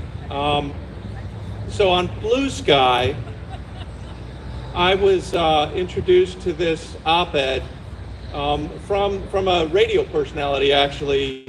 Those of you that know Peter Sagal from NPR, Wait, Don't Tell Me, if you listen on Saturdays, he's out of Chicago Public Radio. He has a Blue Sky account, and he posted this op-ed, and the op-ed resonated, and it touched me, and said that the individual that wrote it is not on social media, but he did have an email address and freely gave it out. So I reached out and I contacted Lieutenant Colonel Alan Red Dog Shepard, who's retired from the United States Air Force, and he brings a particular point of view from a Vietnam and a Cold War veteran perspective. It's a bit of a downer, as he says, but it's what he feels, so I feel compelled to read this for him. It's titled A Misspent Life. At a point in life when there are far too many days behind than ahead, one tends to reflect on a life lived. In my lifetime, decades were devoted to protecting America. Sacrifices were made both by myself and my family in military service. The tip of the spear, countless weeks over the years were spent living at the end of a runway on alert with an armed B-52, as generations of aviators have done before and since.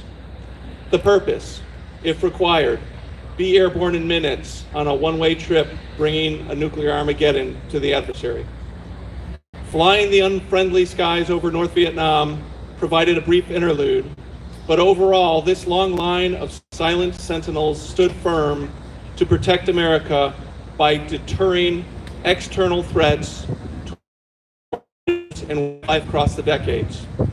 I was privileged to serve with men and women of integrity and service.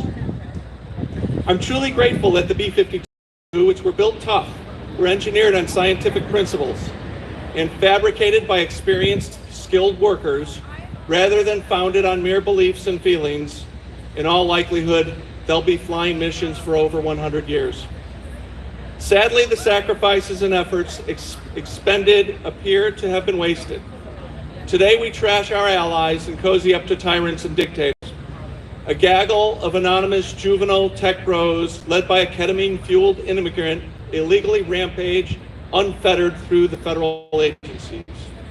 Mercurial, erratic, inconsistent policies change as often as the wind. Uncertainties, fears, and instability grow with each passing day. Today, we slide closer and closer to modeling the former Soviet Union, the antithesis of freedom and American principles. Serves as a bagman to fund the whim of the moment, seemingly at the behest of case lobbyists and wealthy political donors. When was the last time we had an actual budget? How can a legislature legislate when enslaved to partisan politics and the imperative of getting reelected in contrast to standing up for the greater good?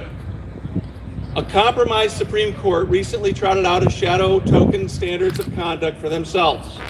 Apparently, it's not a bribe to accept favors after a decision, only before. Corporations are people? Really? Whatever happened to Superman's motto of truth, justice, and the American way? Pay to play is the theme of the day. Unchallenged and uncontested, blatant conflicts of interest abound. The rule of law is situational if adhered to at all. America can no longer be trusted. The unbridled pursuit of power and wealth, driven by unquenchable greed, has left service above self and constitutional norms in the dustbin of a quaint past. Recently, the VA said exposure to Agent Orange is the probable cause of the cancers I live with. Actually, I suspect it's more from yet unspecified sources, which cause military pilots to have significantly higher cancer rates than the general population. It probably doesn't matter much with mindless assaults about to render the VA impotent to provide for our country's veterans. During Vietnam, we had a somewhat tongue-in-cheek saying that nothing's too good for the troops, and that's what we get, nothing. Don't misunderstand.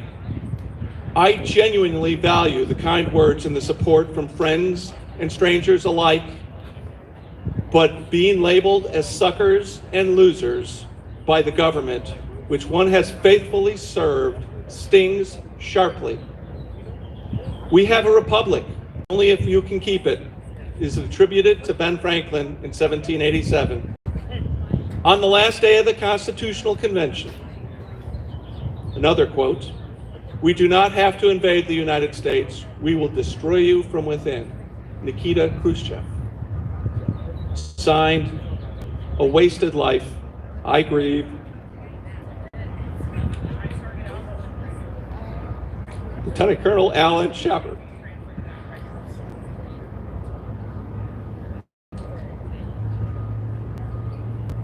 I hate the hell that a veteran feels this way.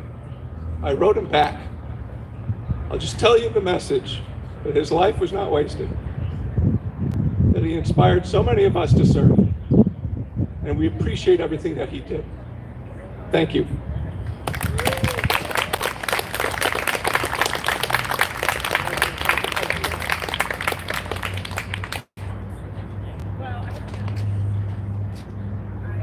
So my son, Alex Johnson, wants to say a few words. So, I feel a little ill-prepared trying to follow that up. Truth be told, so 8 years ago, brave Americans came ashore, young, terrified, some of them not old enough to buy a beer, but old enough to die for a country that they believed in. They came from farmlands, from cities, from steel towns and dirt roads, and they charged into hell, not because they had to, but because they believed that someone had to. And every step they took on that beach, every bullet that they dodged, every bullet that they took, every breath in that sand was for us. And that's why we gather today, to honor the dead, to honor the living, and to remind ourselves what was bought with blood. I do want to share something personal.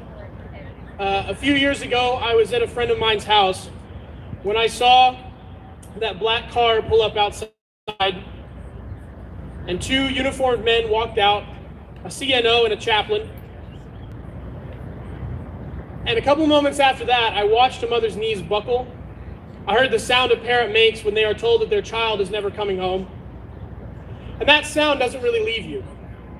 It echoes louder than any anthem, and it is the cost of war made very real. And what they came to say in those carefully memorized words was that their son had given everything, and he had. And we must live today like that matters. Let me remind you of something. When he, like many of you, raised a right hand in oath and vowed to support and defend the Constitution of the United States against all enemies, both foreign and domestic. All of you, like he, knew that if or when he died, he didn't ask what party you belonged to, he didn't ask where you worshiped, he didn't ask how much you made. He and many others died for the idea of America. And it is our job to defend that idea from being sold, twisted, or destroyed. And that brings me here, because when a politician stands before a crowd and calls our fallen suckers and losers, they do not speak for this country, they speak their own cowardice. When someone like Donald Trump threats to gut VA benefits, when he tries to turn veterans into political pawns, when he cozies up to dictators while ignoring the pain of our soldiers, he is not honoring their sacrifice, he is spitting on it.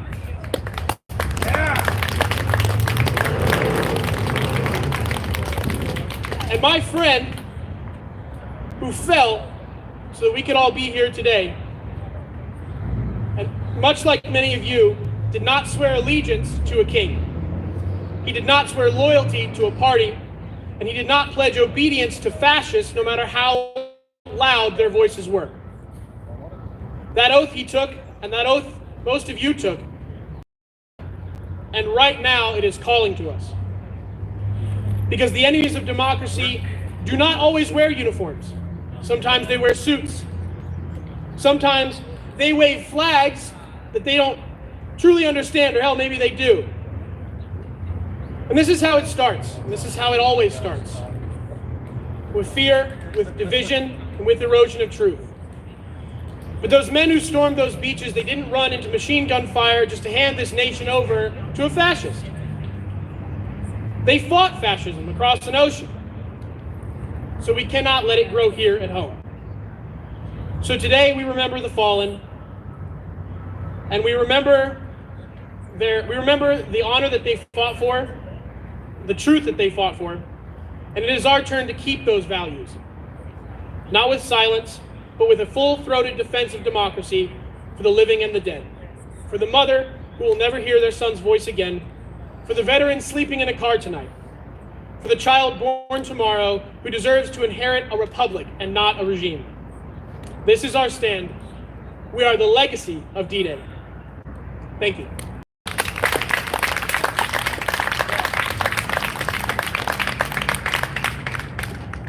Makes the father proud. All right. So I'm Scott Johnson. I'm the state organizer for 5051. We've got one more speaker who's on her way, and I'm going to do my closing now so that I don't waste your time later.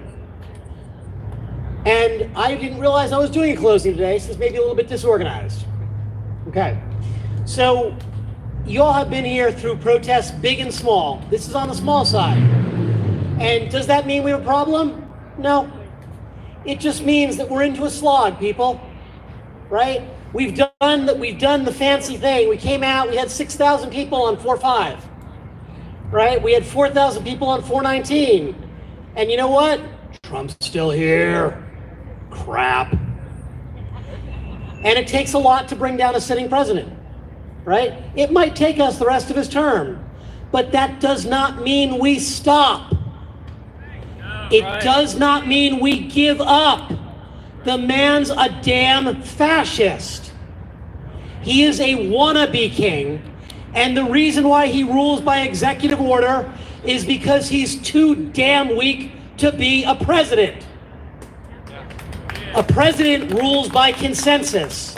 Say what you want about Joe Biden, and I know he's not perfect, but he managed to get consensus, right? Because we have a left and we have a right, and you've got to bring them together because the real America is always centrist down the middle.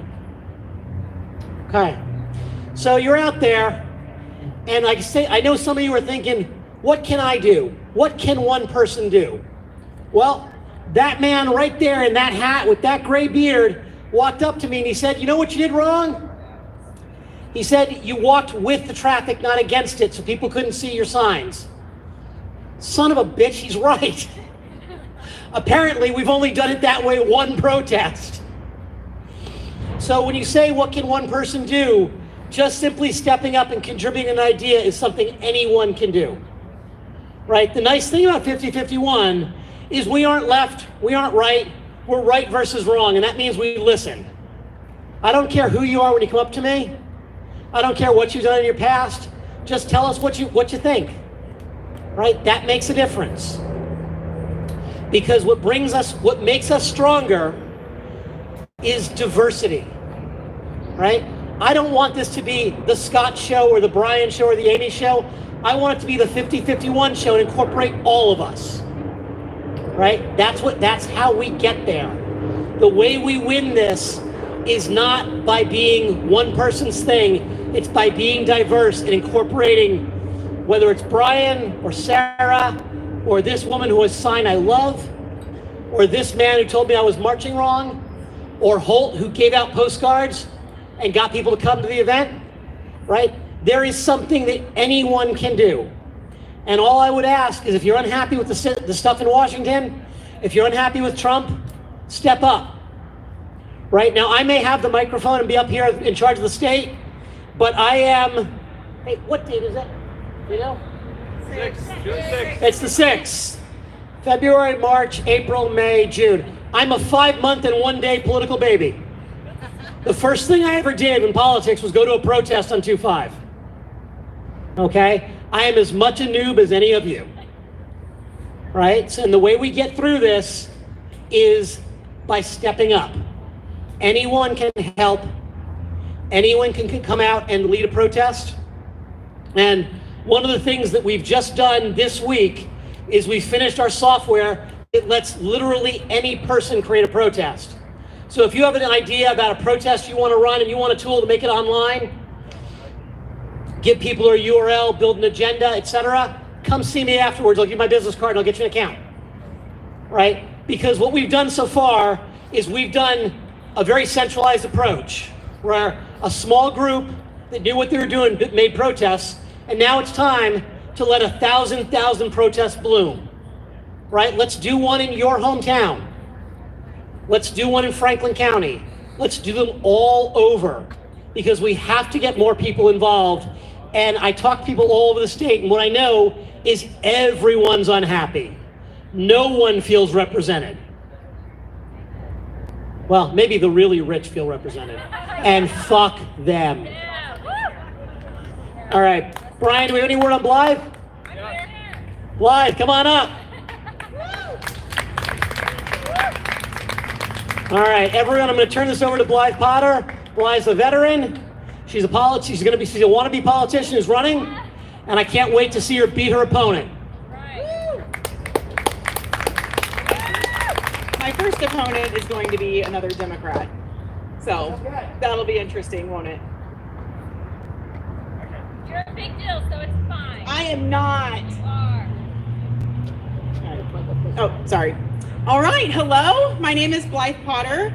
I am the chapter lead for Hoosier Bitches Get Stuff Done. We're a guerrilla activist group. Yeah! I'm also a Hoosier Women Forward grad, Emerging Leaders Project grad, 2-time failing municipal candidate, but I am running for Secretary of State for the Democratic nomination next year. Yeah! I am very excited. I would really love to take on Diego Morales. That would be one of my favorite things in my life. I think it's worth noting as well, because I know the D word, Democrat, doesn't always have the best connotation. I know that our party, that both parties need to change and better serve our communities. And while I do believe also that we need a third party option, we need ranked choice voting and all the things, we are not going to get there unless we get Democrats elected next year and in 2028. So please help spread that message. I'm a Democrat because of the party values. I realize that we have got a lot of work to do. I'm also, because of these ideas, a very unpopular Democrat. I'm an activist, a cycle breaker. I like to speak the unpopular opinions and truths, and I have a feeling that some of you are the same if you're going to be spending your time here in the heat on a Friday. I am an Army veteran. As Scott said, I was an MP in the Army, a bodyguard for General George Casey in Iraq from 2005 to 2006.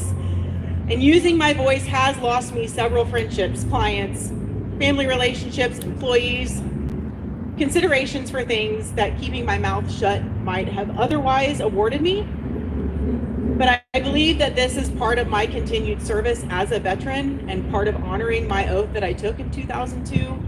And how many of you are here veterans? A lot of you. Awesome. Yay, great. And I know we have at least one, but is there anyone else who's a first-time protester here? Yay! Welcome! I love that. I'm 43 and I didn't protest until this year as well. So thank you and welcome. A very unfortunate side effect we're all finding out of white American history is that we do not have many American ancestors to truly honor and look up to.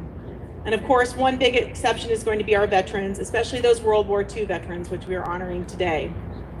The greatest generation was so great because when shit hit the fan, they banded together. Not as a band of brothers, but as a band of people, community, and Americans. And community like that right now is really hard to come by for so many reasons, not just politics, but we're on the back end of COVID-19. And we need to give people a good reason to form community now so that we have this in place in the future. We have lost our village. And we need to be greater than the greatest generation because we can't allow the opportunity to exclude people. Because if you think about World War II, we were fighting a war afar, but there is still a lot of racism and sexism and class wars happening here. All of that is coming to fruition here on American soil at the same time. And I'm not sure most of us know what to do about it, but all of us here know we need to do something. So this is one step in that direction. Protesting is a really great way to begin to form this new community. I have done some of my favorite networking, met some of my closest friends that I barely ever see in person coming to protests. But what we really need to focus on is making sure that this isn't being romanticized and that this isn't performative. Because this does show something, right? We're showing people who pass by or who might see this on social media that we're protesting, but what are we doing when we leave here? When we leave here, we need to be ready to continue this fight. We need to collaborate. We need to have civil civic discourse loudly and aggressively be supporting our immigrant sisters and brothers, our LGBTQ plus siblings, our people of color, underserved neighbors, our poor, our unhoused. We need to support our veterans, our current military sisters and brothers in arms who cannot do what we are doing because of the oaths that they are currently honoring. I don't have much more to say, but thank you for being here. Thank you for fighting the good fight. Thank you for your service as United States military personnel and your continued service to this country as you honor your oaths with me. In my experience with war, this regime we are under is about as uncomfortable as I felt when I was in Iraq. Everything is uncertain, it's unpredictable, it's unreliable, unrelenting, intolerable, and just downright stupid and pointless. So that feeling of anxiety and paranoia and worry that most of us probably came home with and got dispersed out into civilian life with no community, we can use that to our advantage because we know how people who haven't served and who haven't felt this for the last 20, 30, 40, 50 years post-service or post-deployment, we can help them join this community and fight the good fight. And also know that we are not alone. Our feelings are going to ebb and flow. While we break these cycles and form this community, we also need to make sure that we are documenting how we're feeling and talk to people, especially future generations, about what's happening. A lot of these stories have gotten lost from our fathers and our grandfathers and our veterans before us because they came home and we don't talk politics. We don't talk war. We don't talk money. We don't talk religion. We don't talk conflict because we're told we're good Hoosiers. Hoosier hospitality, right? And also know that while we're doing this, we're going to make mistakes. We're going to post pictures smiling with the wrong person. We're going to say the wrong thing. We're going to comment the wrong thing. We're going to follow the wrong person. We're going to share the wrong thing. We are going to fuck things up. And we need to allow for imperfect protesting and imperfect Democrats and imperfect candidates and imperfect people to be creating whatever is next for us, even though we don't know what that looks like. So thank you for being here and for being on the right side of history. And thank you for having me. Okay, Blythe Potter, she's running. Now, where can people find out more information about you? Oh, good. That is an excellent question. I should be marketing myself more. My website is HoosierBitchesGetStuffDone.org if you want to get in on the activist side. My candidate website is SOSIndiana.com. And is there any needs that you have that a veteran could help fill? Oh, I have lots of needs. I need a campaign measurer, a committee chair, a treasurer, and I need lots of money. And I need people to follow me on social media, Friends of Blythe Potter or SOS Indiana 2026, because we all know the algorithm just loves liberals right now. Okay. So one way you can help out is by becoming involved in 5051. Another way you can help out is by putting a good person into office. Yep. Right? Yep. Figure out, like, we've all got to get involved because we gave away our political rights for too long to things like Mobilize or Act Blue. We basically sold our political freedom. And that doesn't work, so we've now got to get our hands dirty and do the work. That's a good lead into something else I probably should be mentioning. So the way the Secretary of State works is I have to be elected by Democrats sometime next year. We don't have a date for that. But what that looks like is in January, you can go to your local courthouse with your county and file what's called a CAN 37. It puts you on a Democratic ballot in May to be a state delegate. Most counties in the state of Indiana, I know we all hate politics, y'all. I do too. I am one of the biggest critics of the Democratic Party, but I firmly believe this is the only way out of this mess and to get us out of the shithole. So I need you on those ballots as precinct chairs for your county, precinct vice chairs, and state delegates at the state convention next year. It's actually quite fun. You get to see some really cool people. You'll see Jackson there. I will be there. Other candidates will be there. Saad will likely be there. And it supports local candidates, but that's how I will be able to be your nominee for next November. I will not be on the May ballot. I will be behind closed doors at a convention next summer. Okay, so just one thing I'm going to ask. That process sounds confusing. Can you write it up for your website? Yes. Okay, and put a link out on social media, yeah. Right? People want to be involved, but it's hard to know where to start. Okay, so thank you. Thank you. All right, Brian, Amy, do you have something going on, or Sarah?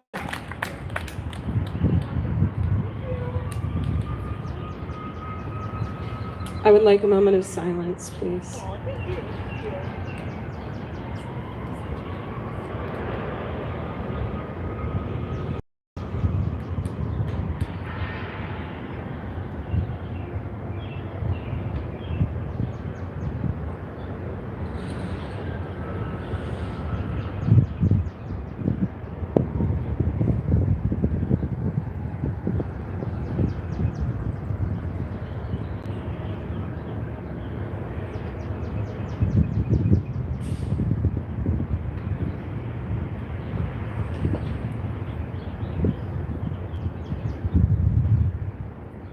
These flowers are in dedication to Jack Wilson.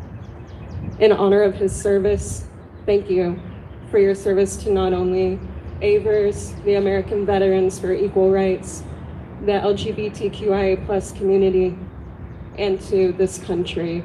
Your legacy will not be forgotten by us. They will not be forgotten by the people that come after us.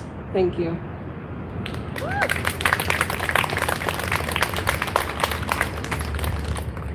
I had the honor of serving time with Jack several years together. Jack was very outspoken. Nobody hated the man. Everybody loved him.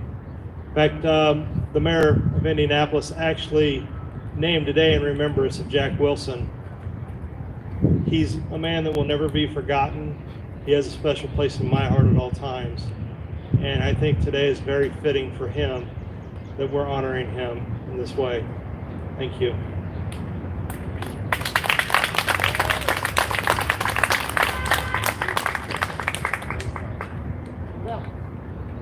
All right, folks, we're gonna close this out. We're wrapping up a little bit early.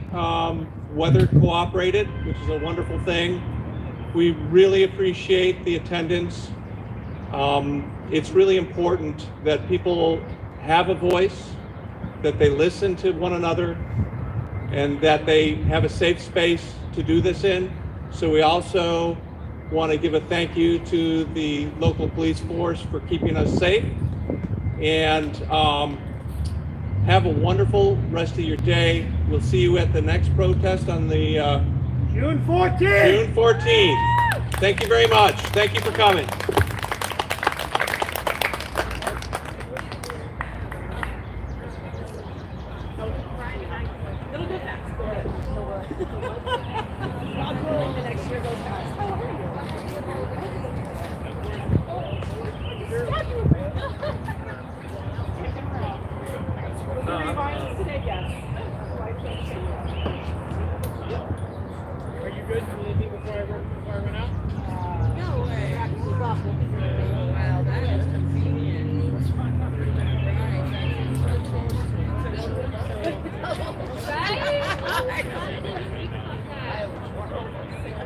You can be president. You can build some body doubles. I was like, oh well. It was about this big. I didn't want it to, it was gonna change. The biggest. No, I was like, it was gonna be really hard for the amplifier to the microphone. I wanted to, and if it's like pretty impression, I gotta have it in. I gotta start. You break down the audio system? You break down your stuff. Break down your stuff. It happened. It happened.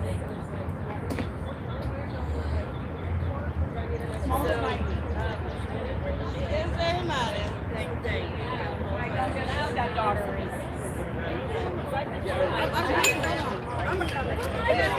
I'm reading. Yeah, you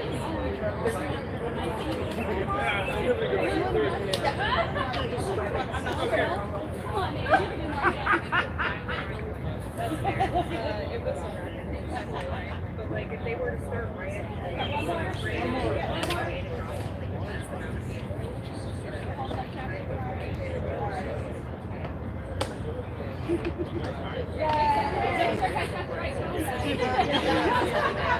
Yeah, I will be at the Pride tomorrow with That's my motto.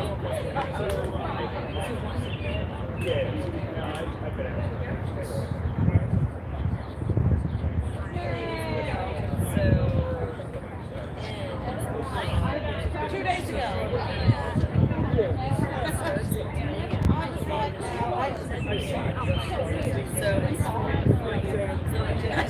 I was like, what are you talking about? I was like, we're not rallying here.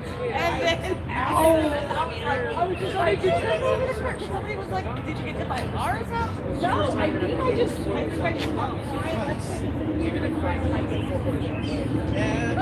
Carlos saw we got his face on the wall.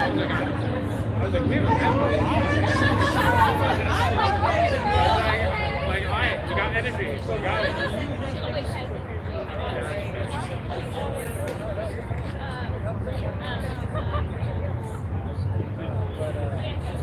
Second time,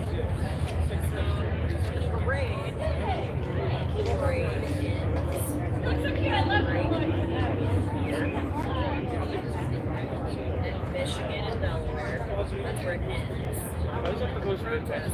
Of course. We can go.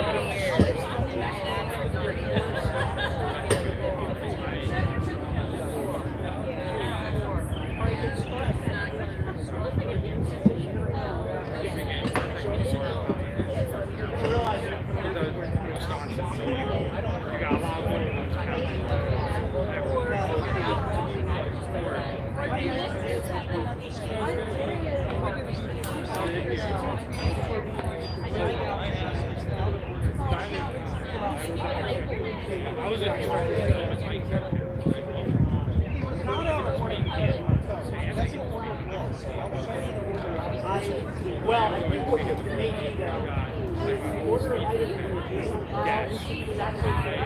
No, it's not. I verified this, I tested it, and that is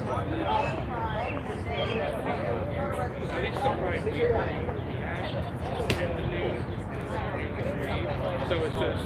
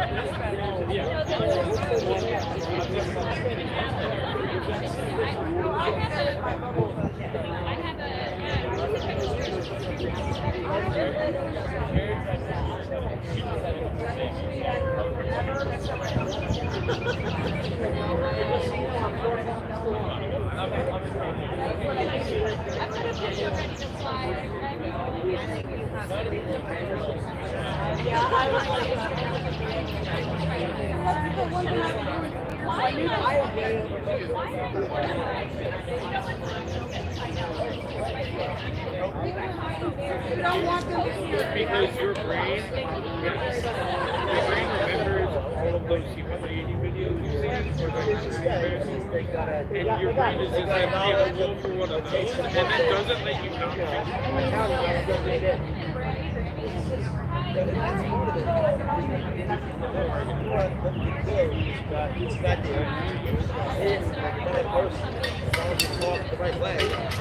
very effective at getting the score. So we get something to come out there and stay up there. You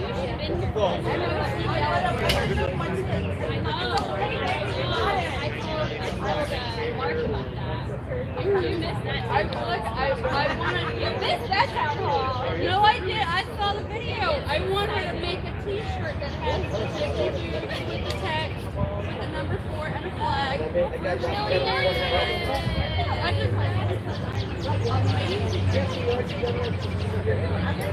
a circus out there.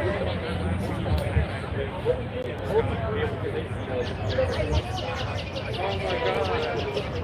It took 2 questions. It's like, is this bad for the civics class?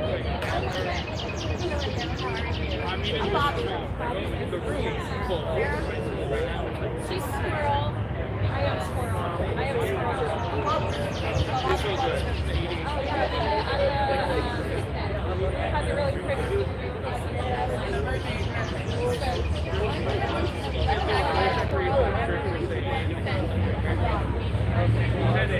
because the verbatim separation